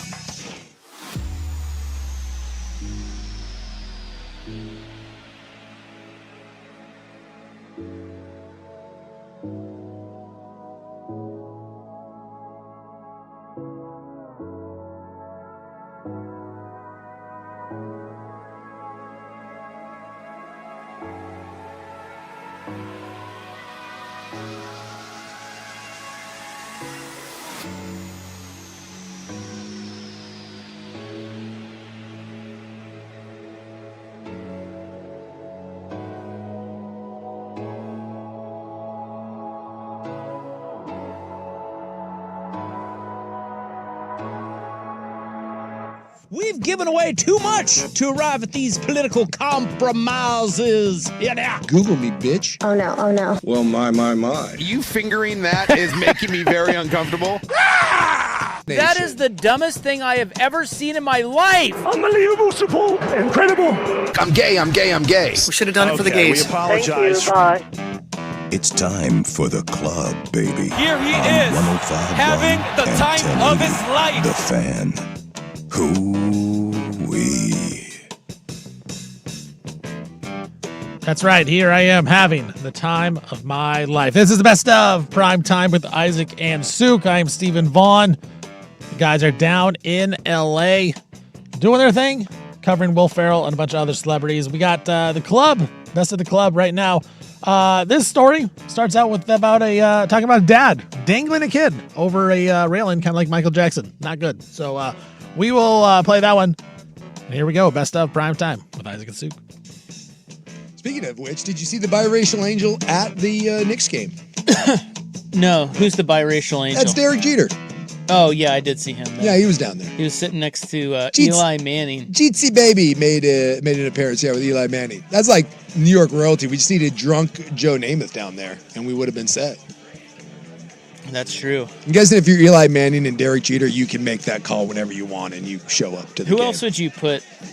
New York royalty? Yeah, down there, like sports guys down there. McEnroe's there. He was? And he was there. He's actually a big Knicks fan. Yeah. So you got McEnroe, I think, is New York royalty, synonymous with the city. Jeter, I think Walt Frazier, Ewing, although he never won a title. I bet Patrick kind of does what he wants in that city. Trying to think who else. Like Rivera. Yeah, Mo Rivera. I don't think he spends any time in New York, but I'm guessing Mo. Well, Aaron Judge is hurt. Why isn't he there? Oh, Rehab. Yeah, he's rehabbing. Would that be a bad look? Would he get? I don't think he's would he- rehabbing. I think he's Yeah, resting. he would get crushed. For that. He would get crushed for Like it. think about like when LeBron went to like college football games. Yeah. He also took a break from the season to do that. Hundo P. I mean, the Mets, like Keith Hernandez, but I mean, the Mets are such a smaller deal than the Yankees. Like, if you're a Mets fan, Hernandez is a huge deal. But, like, Doc Gooden, Strawberry, those guys, but I don't know if... Sebastian Telfair. See, he's back in the projects. It's really sad. Like, he posts videos. He lives in low-income housing in New York City, like in the Marcy projects. It's rough. But he's got all this cool memorabilia in, like, the world's worst apartment. It's like, he's got these signed jerseys and stuff, but he just lives in an absolute S-hole. All right. Well, I've got a quick sports note here. Sports. And I was mentioning that there was a fan that pulled a Michael Jackson at a game the other night. I don't even know what that means, but it's problematic. Yeah, it makes you a little nervous to think about, doesn't Well, it? it does. Give him hot milk. You know, we have little cookies. Is he the weirdest celebrity of all time? And that's saying something because celebrities are weird. Ooh. You get Kanye. Did you see Kanye? What that dude's up to now? I don't care what Kanye's up to. He put out a new minute and a half video. He's married to that gal who kind of looks like a bigger breasted Kim Kardashian. And it's her in the world's smallest swimsuit. And it's him rapping for a minute and she just milks a cow. She just milks a cow. That's it. And then he comes out at the end and he takes the bottle of milk and then just pours it down her throat and then it runs all over and then it cuts. Like that. That's his video. That son of a bitch is crazy. I think it's really sexy. And yet, well, I still don't think between crazy and weird. You said weirdest. Weird. Crazy is different. Britney Spears has gone crazy. Oh, that's true. That's a good one. But she's not. Well, she's not because weird is more creepy. Yes. Yeah. Weird is Michael Jackson. Michael Jackson was weird. Yeah. Also probably a little crazy. Yeah. But more weird than crazy. Kanye's insane. Kanye's just crazy. Yeah. I feel like Gary Busey, guys like that, crazy. Yeah. Weird Michael, right? Prince was pretty weird. He was weird, but he never crossed Prince was weird, but he's not crazy. Michael Jackson weird. But he's not. But that's because he's not crazy. Yeah, Michael then he's the perfect combination of crazy and weird. Then Yeah, because his childhood makes him crazy. Yes, and then he turned into a weirdo. Then he turned into a weirdo. Because you have to start crazy, right? You start crazy, turn weird. I think. Or can you go weird to turn crazy? Well, wait. Start crazy, and then you become weird. You become weird. You're not, because if you're weird, you're just weird. You don't become crazy. Yeah, all right. I'll buy that. I think. He just. I don't know even what to make of Michael Jackson. He's like. I always say, at least with LeBron and Michael, there's a debate. But with Wayne Gretzky, there's no debate. He's just that much better than everyone else. I feel like Michael Jackson is so far ahead of any other weird, crazy celeb talent combo. Because again, in order to truly be the GOAT of weird and crazy, you also have to be uber talented. Because I'm sure you get some lower level dudes, the Shia LaBeoufs of the world, that are like, hey, I'll throw my weird crazy. No. He's crazy. But you're not that talented. I'm just not into it, bro. Michael is arguably the greatest musician of all time, the weirdest musician of all time, and maybe not the craziest, but he's on the marquee of craziest. And there's nothing like him. He's so unique. He does it all. He's the triple threat of talented, weird, crazy. How about Nick Cage? Very weird. It's pretty good. Very weird. Very weird. But you're not Michael Jackson weird. Because he's not crazy. Or is yeah, he? well, I think he's crazier than he is weird. Really? Yeah, I think I just think he's weird. I think his crazy leads to him being weird. I think it's kind of reversed. All right, well, anyway, there was a Reds fan. They were playing the Cardinals, and some guy hit a home run. Yes. And that's when the ball goes over the wall. Mm-hmm. You know? Yeah. You ever seen one of those? I have. Never caught one. I've gone and picked one up, though. Have you gotten a foul ball? I have caught a foul ball off an old lady's head, and I've picked up probably 10 home run balls because I used to go to the Rays games. Oh, that's right. And when they would get hit, you never had to catch one. You just got to get up and walk over from your seat because there were no other fans. A slight stroll over there. I have so many Rays home run balls, I would find kids to give them to. I'm like, does anyone want this? And half the time, there was no one to give it to. And if it was the other team, we'd throw them back because, Yeah. And then the 3 people in my section, we'd be like, yeah.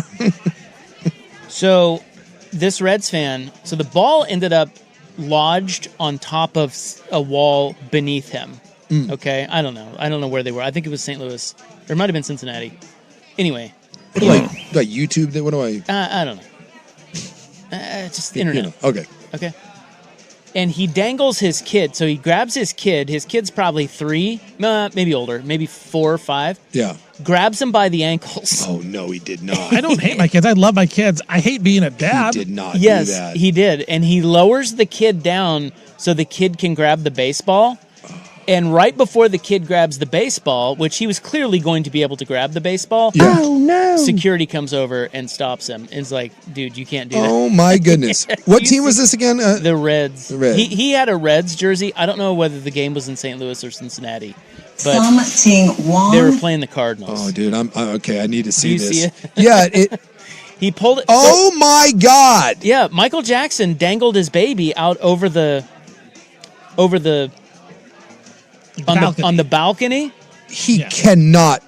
I am shocked at this, dude. I'm gonna go on a limb right now and say, oh God, I can't even like. Uh-oh. The Michael Jackson one might have been more responsible than this one. Why? Okay. I don't think that's true. I do think it's true. I'll go twofold. One, Michael Jackson blanket was really small, right? He was a little baby. Kid. He was baby. Yeah. This kid's kind of a little porker.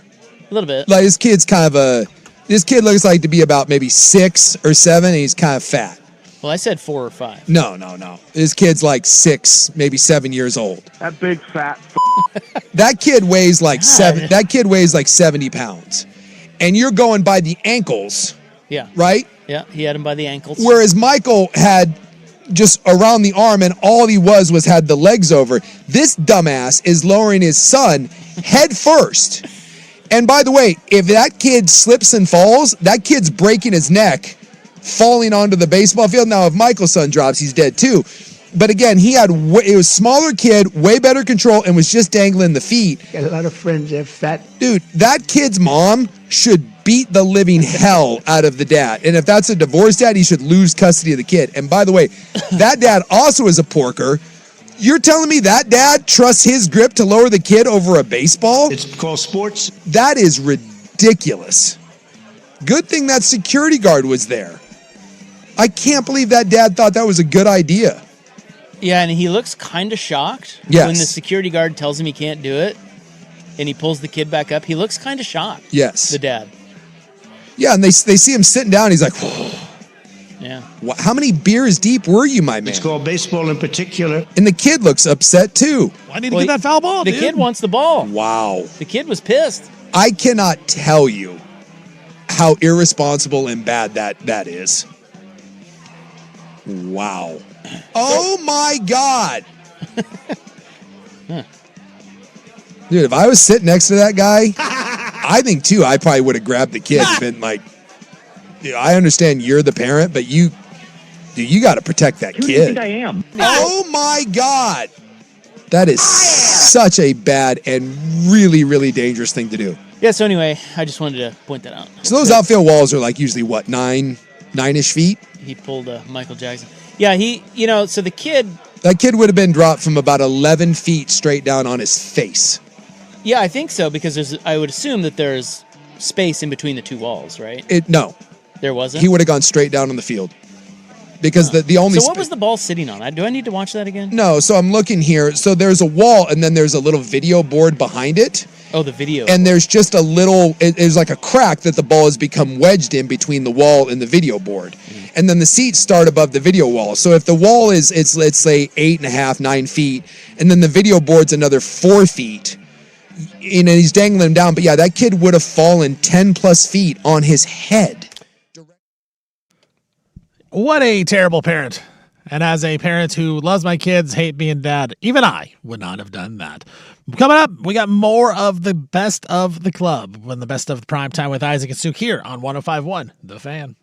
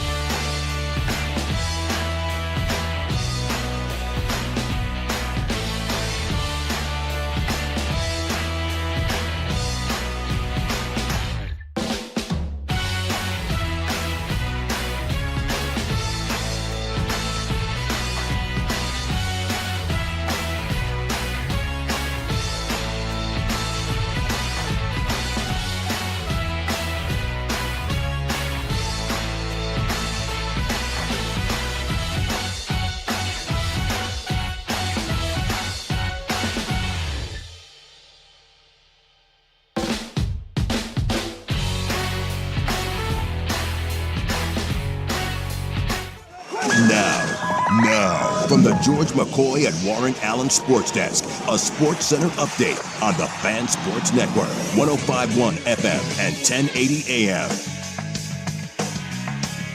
First on the Fan, the NCAA today sent a letter of inquiry to the University of Cincinnati, centered on former quarterback Brendan Sorsby's time with the program. Sorsby had bet over $90,000 on sports across his time at Indiana, Cincinnati, and Texas Tech.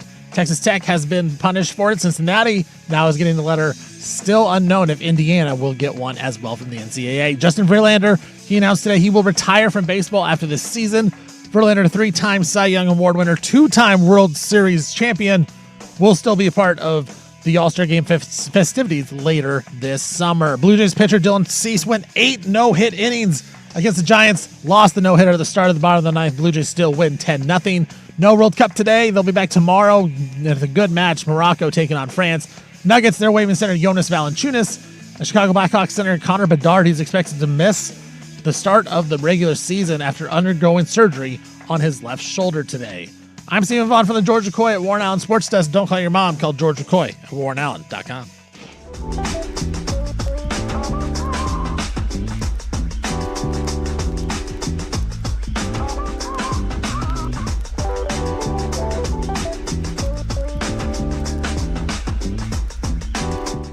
Isaac and Suk don't have you from here. It is Stephen Vaughn who has you from here. I'm filling in for Isaac and Suk, doing a best of primetime with Isaac and Suk. They're down in L.A. covering Will Ferrell and a bunch of other celebrities. Good stuff. Go check out 105.1, the Fan Twitter account. Rob and Suk have kind of taken that over, kind of show you some behind-the-scenes things that they're doing, them at the bar, them playing golf, them hanging out with Will Ferrell. A lot of cool stuff. They'll be back in tomorrow, so hopefully they got a lot of good stories, but they will be back in tomorrow. But for now, we have a best of primetime, and now we are in the clubs. Best of the club. And Suk always has rivalries with animals, it seems. Like that has been going on for years. Well, currently he is in a bitter feud with the crows. And man, Suk had an update on how the crow situation is going. And we will hear it right here on the best of primetime with Isaac and Suk. Let's talk about just ramming it in. Yeah. Yeah. Let's not. Oh my God. AIDS. I have AIDS. So. Oh, dear. Now to the world of Secanic. Yeah. It's getting spicy in the backyard. So the BTJ is fighting with the crows. Yes. And the crows, as we know, are not to be messed with. As a matter of fact, the Bird Alliance of Oregon has told us, do not look them in the eye. No. They hold grudges. They know who you are. And they will come after you. She has interfered in the crow versus rabbit situation going on in my backyard. Yeah, so the crow was trying to take a dead rabbit or a baby rabbit or something. Yeah, one crow swooped down, and we got some rabbits that live like in our shrubbery, and they just hang out there. The dog chases them. It's like whatever. It's like he's too slow to catch any of them. Well, one of the crows swooped down, drilled one of the baby rabbits, and this was in front of the missus, and she like freaked out. Then a second crow came down and had one of the baby rabbits pinned to the ground and was pecking at it. She came over, interfered, shooed the crow away, and then my dog actually came over and grabbed the soon-to-be dead rabbit. The crow was circling, and she shooed the crows away. Both rabbits ended up dying. We had to, we threw the one away. And now she's concerned because we just got done doing a story about how crows hold grudges and they're really smart. And now she's concerned that she may have pissed off the crows. Well, she did. So this was a couple days ago. She's not, yeah. She's not concerned. No. She definitely pissed them off. The crows were circling, and I was like, why didn't you just give them the rabbit that she was eating? And she goes, well, I didn't. She was upset because she thought that the one rabbit was still alive, even though its guts were hanging out. So apparently she denied the crows of it. And so now we have some sort of crow war. And I haven't told her about it yet because I think she is legitimately concerned. I think she worries about everything. And so she leaves in the morning early to go to work. And the crows are usually most active, at least I found in the morning. They're very talkative and they swarm around in the mornings a lot. So I was laying in bed this morning. That was about 7:30ish. She had already gone, and I have a sliding patio door in the bedroom. And it occasionally you will see a bird hit the window. You know, it happens. You know, and the bird falls down, dies, Dumb whatever. birds. So it was about 7:30, and I hear like a slam against the window, and I was Dumbass. like, "Oh, bird, idiot, Stupid bird. yeah, stupid bird." I didn't think Dumbass. anything of it. But then I heard like the really loud, you know, the crows, and they were really loud and kind of annoying. And I was like, dude, did a crow just slam into the window? I was like, crows are smart. I've never seen that. They're usually like little smaller birds. So I go to get up. My dog lays out there a bunch, and he had come in when the slamming of the window. So I go out on the porch to see what was up. What is laying? And then, by the way, this is the second story, so it's not like it could have got up there on its own. What was laying on the porch is an absolutely torn apart, mutilated little baby rabbit. Ooh. So they threw it at you? They threw it. That's like right at your bed. There's no other way. There's no other way that a rabbit could get up there, and it hit the window. I do believe that a crow threw a dead carcass at our window. Dude, and it was just laying there on the porch. I tell you, I love this. I was kind of impressed. I'm not going to lie. That's high and tight. I was kind of like, dude, that's kind of badass. Like, but now I don't really know, like, if I should even tell her, because that's kind of... Don't tell her. That's a clear message. That's a clear message, right? Like you literally went to the... Why would a crow go to the porch to mutilate a rabbit? Yeah, don't tell her. Just offer her her morning coffee on that porch tomorrow and see what happens. Put a little table and chair out there and like, hey, honey, I got you. Yeah, let's have. Why don't you just hang out? I'll be right back. Do not leave her out there by herself with the crows haunting. Yeah, because there are times the crows will sit up on the perch right there, and they'll sit out there in the morning and they kind of make some noise, and it's no big deal. Like the dog usually goes out there, barks at him, it scares him away, or whatever. I've been living there for 10 plus years. I've never seen something dead turn up on that upper porch, lower porch all the time. But the fact that porches must be nice. The fact that a dead baby rabbit after the rabbit incident of was that on Monday or whatever? I feel like clearly the crows are unhappy with the current situation in the backyard. Well, again, Go Owls. We're not joking. Like, crows are smart. Yes. And they do hold grudges. Yes. Like, they can recognize you. They can. This is a thing. Yes. And she goes out on that porch all the time. What is happening? She loves that porch. So herein lies the question. The crows are like, yeah, I know you're out here. Are you raising your voice Check again? this out. You didn't like me taking the rabbit. Well, guess what? Got another one. Well, I hope they keep doing it. I hope they force you to move. No offense, but I think it'd be cool. Are we Team Crow right now? I'm Team Crow. Get out of here. Crows are badass. I just want the crow. Is there a way I can let the crows know? I feel like I should start feeding the crows. I want the crows to know, hey, I didn't have anything to do with this. Yeah, you need to get in on their good side. I got nothing to do. Well, that, and I'm kind of worried that they're going to peck the eye out of the dog or something. I'm afraid he's going to be out there one day and they're just going to swarm down, because it's not just one or two. It's a group of them that are out there. And when I thought about taking a photo of the rabbit, but then I was like, yeah, it's kind of gross. Apparently they did a number on that sucker. You could serve them scrambled eggs in the morning. Oh. Apparently they like scrambled eggs. They like scrambled eggs? Yeah. Oh, okay. Give them scrambled eggs. How do I do? They'll be your best. It's like a peace offering. Do I just put them on the porch, or do I just fling them up into the tree? I don't know. Yeet. Let's put little crow chairs out there. I don't know how all that a little works. picnic. Invite them over. Who's got a hummingbird feeder? Can I just put a crow feeder? You just set a blanket out, like a little picnic in a basket. Yeah. Let them go for it. All you can eat eggs. They will think that's delightful. I feel like there needs to be some sort of peace offering going down, because that's... Well, they're flinging dead carcasses at you. Yeah, you probably got to do something. I kind of wish I'm upset at myself that I didn't see it. I wish I had a backdoor camera. Oh, yeah. So I could see... That would actually be a wild video to see that get flung. That would go viral. Yeah, it took me a minute. I was like, dude, that didn't just happen, right? I was like, there's no way. And then I kind of sat there and I was like, how else did that occur? I'm like, that had to have happened. Unless someone's trying to set up the crows. Unless someone's throwing a dead rabbit like one of my neighbors. It's chicken. Here's a text that says, dude, I had a crow pecking at the plastic ceiling of my detached garage a few weeks ago, so I chased it off, and I was dive bombed by another crow. Yeah.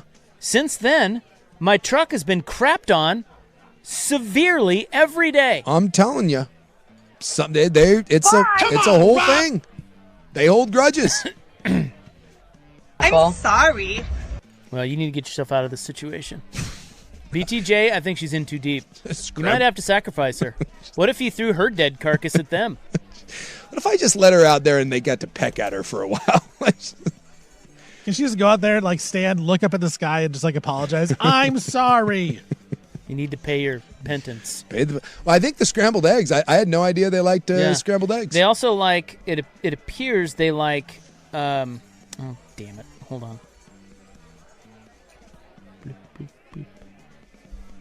Well, I know they like those damn Star Jays. Unsalted shell-on peanuts. I feel like these crows are carnivores. I mean, I could sacrifice another rabbit. They do like there are a lot of those. Meat scraps, hot dog slices. Oh yeah. Cat nibble, or cat kibble, small dog. I feel like these crows though don't want to be fed. Like they want to hunt. So I feel like anything you offer them, they may not. They just may reject it. I didn't see it kill the rabbit, but according to BTJ, when it like took the baby rabbit the first time, she said it was like swift and brutal, like swooped down, grabbed the thing, and just like flew away. She was shocked by it. I'm with Rob. You might have to move. Yeah, I think that's the only option. It's either move or sacrifice the BTJ and toss her carcass at her them. down. Yeah, got no choice. Sorry, what else babe. are you gonna do? Yeah. How else are you gonna solve this problem? All I know is there's a lot of murder that goes on in my backyard.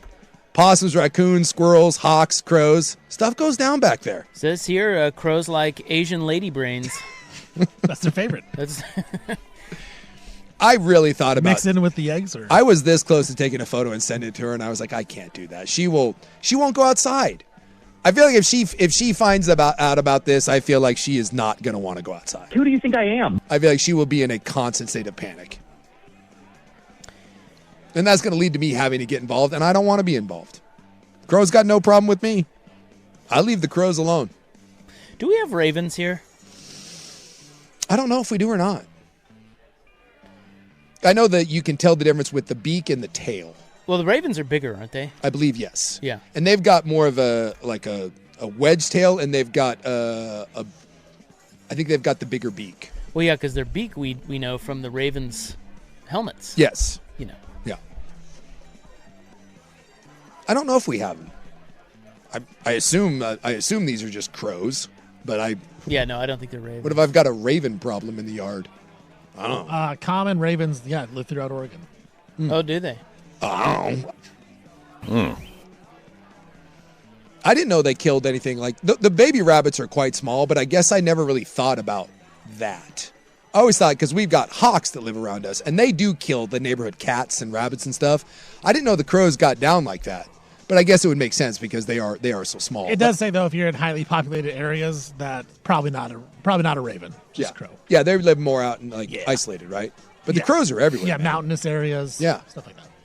I will admit, sometimes the crows circling is kind of badass. Like when they're like above the house and you get like 7 or 8 of them, they're like kind of flying around. It kind of looks cool.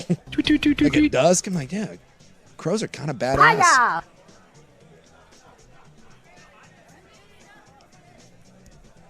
Meow. By the way, the dead rabbit may have gotten thrown off of the porch, by the way. Yeah. Well, what do you mean? Of course it did. Yeah. What are you going to do? What? Well, normally like I would just kind of throw it away, but I had some elevation and this one kind of just went. Oh, you just flung it? Yeah, just kind of. Where that went, who's to say? But Wow. from my elevated perch, that thing got hucked. That thing got hooked. Yes, it did, Suk. I am glad. I can't wait to hear another update from the Crows. Hopefully one comes soon. But Isaac and Suk will be back tomorrow with an update on what they've been up to down in L.A. Hopefully some fun stories as well. This is the best of prime time here on 105.1 The Fan. Dirt and Sprague.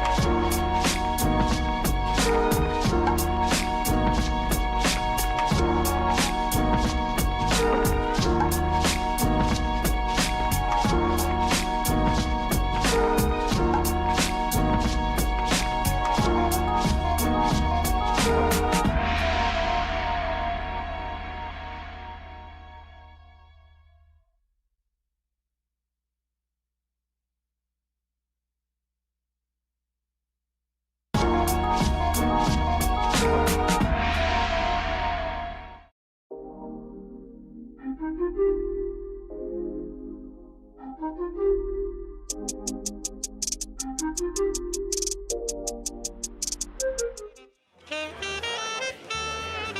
right, we are back here. Best of prime time with Isaac and Big Sook. The guys are out of town. They will be back tomorrow. I know these best ofs can be tough, but they will be back. It was only 2 days. They'll be back tomorrow, spewing all the stories they got down in L.A. And all the time, the fun that they had. So we got one more segment here, best of the club here, and then we will wrap it up for the day. This is the best of prime time. 105.1, The Fan. So I was sitting there with our son and his wife on Saturday. Having a nice little Saturday. Good little Saturday. Were you at the Olive Garden where you were family? No, but you know where we went? And okay, so my wife was supposed to run a race, and she was she 5K in it? Yeah. And you didn't run it with her? Oh God, no. You selfish bastard. Well, I ran the what was that one? The one down here in Portland. Shamrock? Yeah, Shamrock. Okay. I ran that with her, and my knee flared up, and so I told her, I said, I'm out on this wine run. I'm out. And so she was going to run, and then and Meatball's hurt. He hurt his knee, and his wife refuses to run. So, and then another guy dropped out. Turns out the Robs have a bunch of weak knees. Yeah, we were not. No, she was the only one running, and the weather was bad. And she's like, it's not a street course. It could be muddy. So we talked her into not going. Okay. So it was great. So no one's running.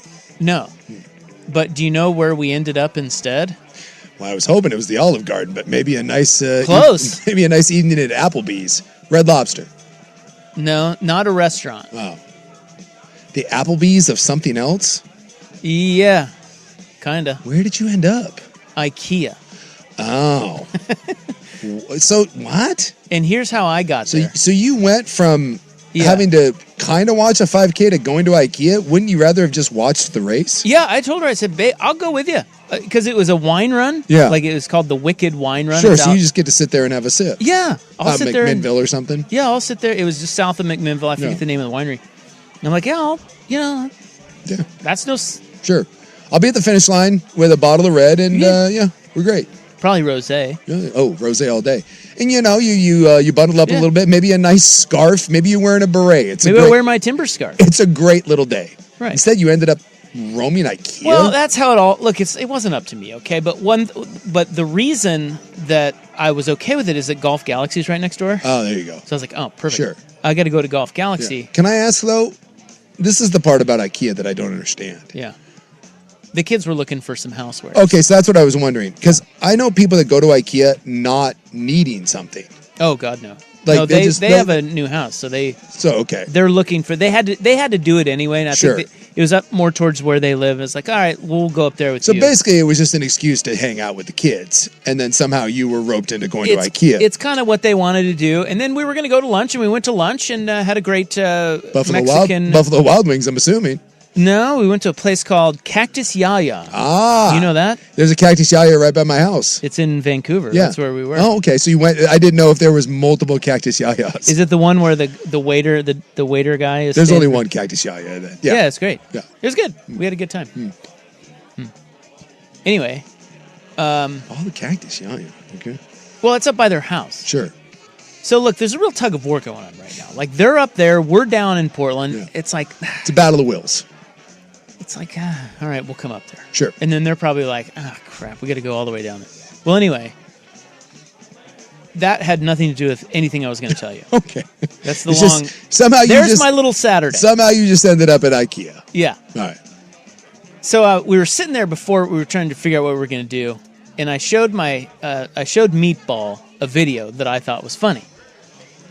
I'm like, this one, because I don't often do that, because I know that they're not going to think it's funny. I'm an old man. I'm the dad. And I'm guessing it wasn't funny. Well, it wasn't that. I thought it was. It's actually a really funny video. And I don't care who you are. You should think it's funny. And if you don't have a sense of humor. Anyway, I forwarded it to them, and they watched it in 2x and 3x speed. Oh, sped it up. Have your kids done this? I don't know. I don't share videos. Okay, but have they talked to you about, because they're in college? I'm sure they do. Lectures, like this is a thing. So to be fair, I don't want to be critical of anyone. I listen to audiobooks In 2x or 3x? Well, 2x is too fast, but I'll listen to audiobooks. It usually the 1.5. Yeah, 1.5 to like 1.7 is a sweet spot. I can see why you would do that. Yeah. Because you've got a lot of content to get through and you can follow along. Yes. But I think with videos, it's a 45-second video. They can't be You bothered. can't be bothered to watch it in real time because I do think, because they didn't think it was funny. Yeah. Or, I mean, they kind of placated me. They boomered you, didn't they? Well, no, they were just like, she says, I can think faster than they go. Or I can read faster than they go. Sure. And I'm like, okay, well, that's probably true, but you still can't be bothered to just sit. And he's like, there's too much downtime. I'm like, dude, this was like a 1 minute video. Yeah. 1 minute. And there was no downtime. It was just like one comment after another. And he could not. And so then he didn't think it was that funny. I'm like, do you think there's a chance that you didn't think that was that funny because you didn't really see it because you watched it in 3X? Do you think that's possible? He's like, no, I do it all the time. Like, all right. And I just let it go. I guarantee that they think you are 1,000 years old. Well, I don't care what they think. Am I wrong or not? Surely. Now, I think where it started was they were in college during COVID. Yeah. So they had to. So the lectures and everything they would watch on 2 and 3. Now that I get, it's similar to a book. Like Yes. I get if you can follow the lecture. Yes. That's great. It saves time. Yeah. But I think with videos and stuff, I feel like you're going to lose. Yes. You're going to lose the context of what is happening and why it's funny. If I was watching something that was supposed to be funny or entertaining, the idea of me putting it on fast forward would seem a bit silly for me. But this exact reason is why I share nothing with any child. I understand at this point that anything that I think is funny or entertaining, my kids are going to think is completely lame. I share nothing with them. Nothing. Do you listen to podcasts on like 1.5? Yeah, that's what I said. I do that. See, I don't. It drives me crazy. Yes, I don't. Really? Yeah. Like it actually like hurts my brain. And I can't even function. Listen, I think these kids' brains are amazing how fast they go. Mm-hmm. But I also wonder if that's a problem. Is that a problem? Like, you have no patience. Like, they can't watch a freaking video? The one that stuns me is F. We can be watching, and by the way, my gal is guilty of this too. And it bothers me, and I've learned to just shut my mouth. I hate when we're watching something and they're on their phone. It has nothing to do with me, but we'll all do like, hey, why don't we turn on? And it'll be someone's suggestion. Like, she'll be like, oh, turn on. We started watching the new Cape Fear series. I don't know, have you ever seen Cape Fear, the movie? Yeah, I have, and I've seen the ads for the... Yeah. Is it Javier Bardem? Javier, who I love. Yeah. He's he was the bad guy in Old Country for Old Men, and it's got Amy Adams. I'm like, let's give this a whirl. Whereas actually, it was the missus that was like, hey, let's watch this. I said, okay. So we turn it on, and I got a chair that I sit in. I have my little chair. So everyone else is kind of behind me. So we'll be watching it, and I'll turn around, and everyone will be on their phones while watching it. And I'll be like, what the hell? And they're like, what? I'm watching. I'm like, no, you're not.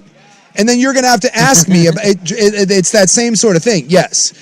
Everything has to be watched on 2 to 3 times. And even watching a sporting event or watching a show, they will still be scrolling their phone while they're watching something. Yeah, for sure. Yes, that is a real thing. And it drives me crazy. And I've just accepted the fact that I'm old and I don't bring it up. Well, I think that's a little different in the sense that even my wife, who's our generation, I mean, she's a little younger than me, but... By the way, a lot of people are in saying that this is 100% something that all their kids do. So she's a little younger, but she will multitask 5 things and watch a show. Like, Yeah. It doesn't bother me like it bothers you, but I do wonder how on earth she's following the show and reading a book and playing a game on the New York Times thing. Yeah. You know what I mean? Yeah. Like, she does all of these things. Yeah. At one time, and then she pretends like she's not watching the show, but then she'll ask me about the show. Yeah, and that pisses me off. Yeah, see, it doesn't bother me. It's just I just think people with our devices now, we're able to do a lot of that stuff. It's probably not great, but we're able to multitask in a lot of different ways. In the words of Ron Swanson, never half-ass two things, whole-ass one thing. And I feel like we don't whole-ass enough things. But I understand that's a very old point of view. Well, I don't. So, but sometimes the old point of view, like I don't. It's not a young and old thing for me. Sometimes old people are right.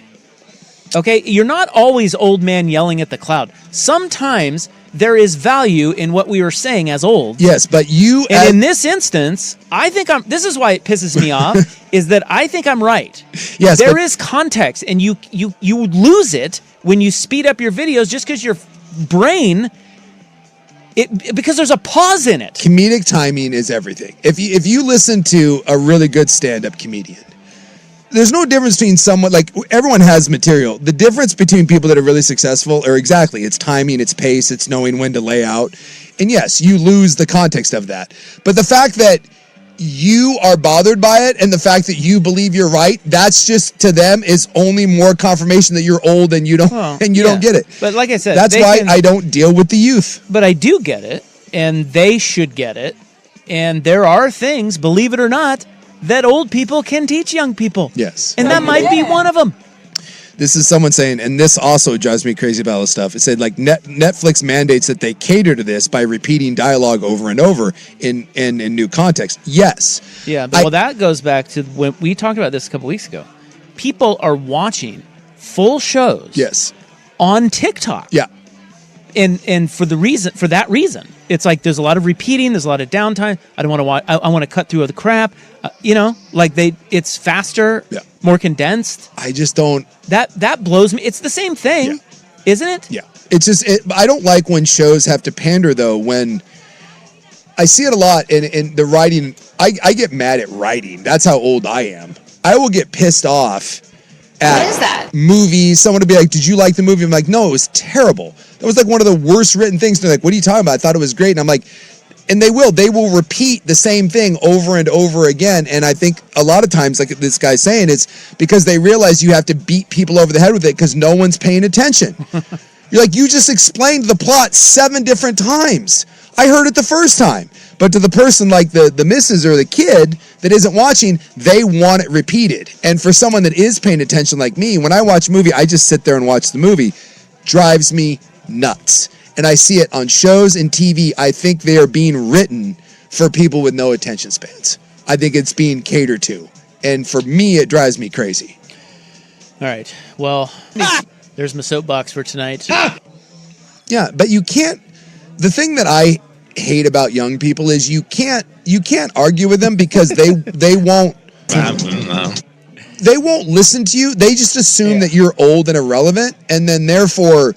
Yeah. But didn't you think that way when you were there? Yes, 100%. And it takes time for things to sink in. You continue to guide as best you can and maybe bring up things like, hey, maybe you should watch that in real time. It might help the video or it might help you understand the video or whatever. And then you move on. I don't care if they take that advice or not. I at least did my duty to throw it out. Because I'm with Suk. It's annoying, but I also think like I did that my parents. I did it 100%. Yeah. But there were also things that as you got older, you realized how right they were about these things. Yeah, absolutely. So you can't stop guiding and teaching and say, hey, maybe think about this. I don't unless asked.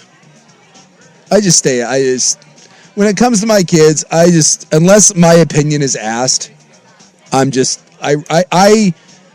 don't want to be the old fuddy-duddy yelling at the clouds. So unless my opinion is asked, I try to just shut up and keep it to myself.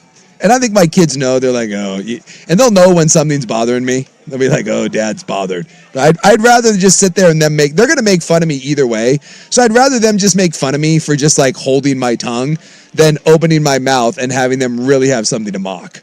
But especially when the three of them all get together, it's just one big dad's an old culture. It's just, and I'm like, pick on the old guy. Well, you are an old guy. Yes, I am. But that's okay. The thing that they don't understand, which we'll always have over them, is how great it is to be an old codger. There is something they don't to get it. it. Yes. But we do. Yeah. The older you get, jokes on them. You will appreciate that. I am so happy I'm 50 years old. I'm not kidding. I know people hate aging and this and that. I don't. I love being older, a little wiser. I love being. I don't want to be young in this day and age. I wouldn't want that. I think it's tough. Yes, we had it good, man. Yeah. That being said, so in your face, kids. How about that? Watch that on 2X. I can just see Meat's reaction to you. By the way, I can see it playing out, and it's delicious. And the frustration, you're like, damn it, dumbass.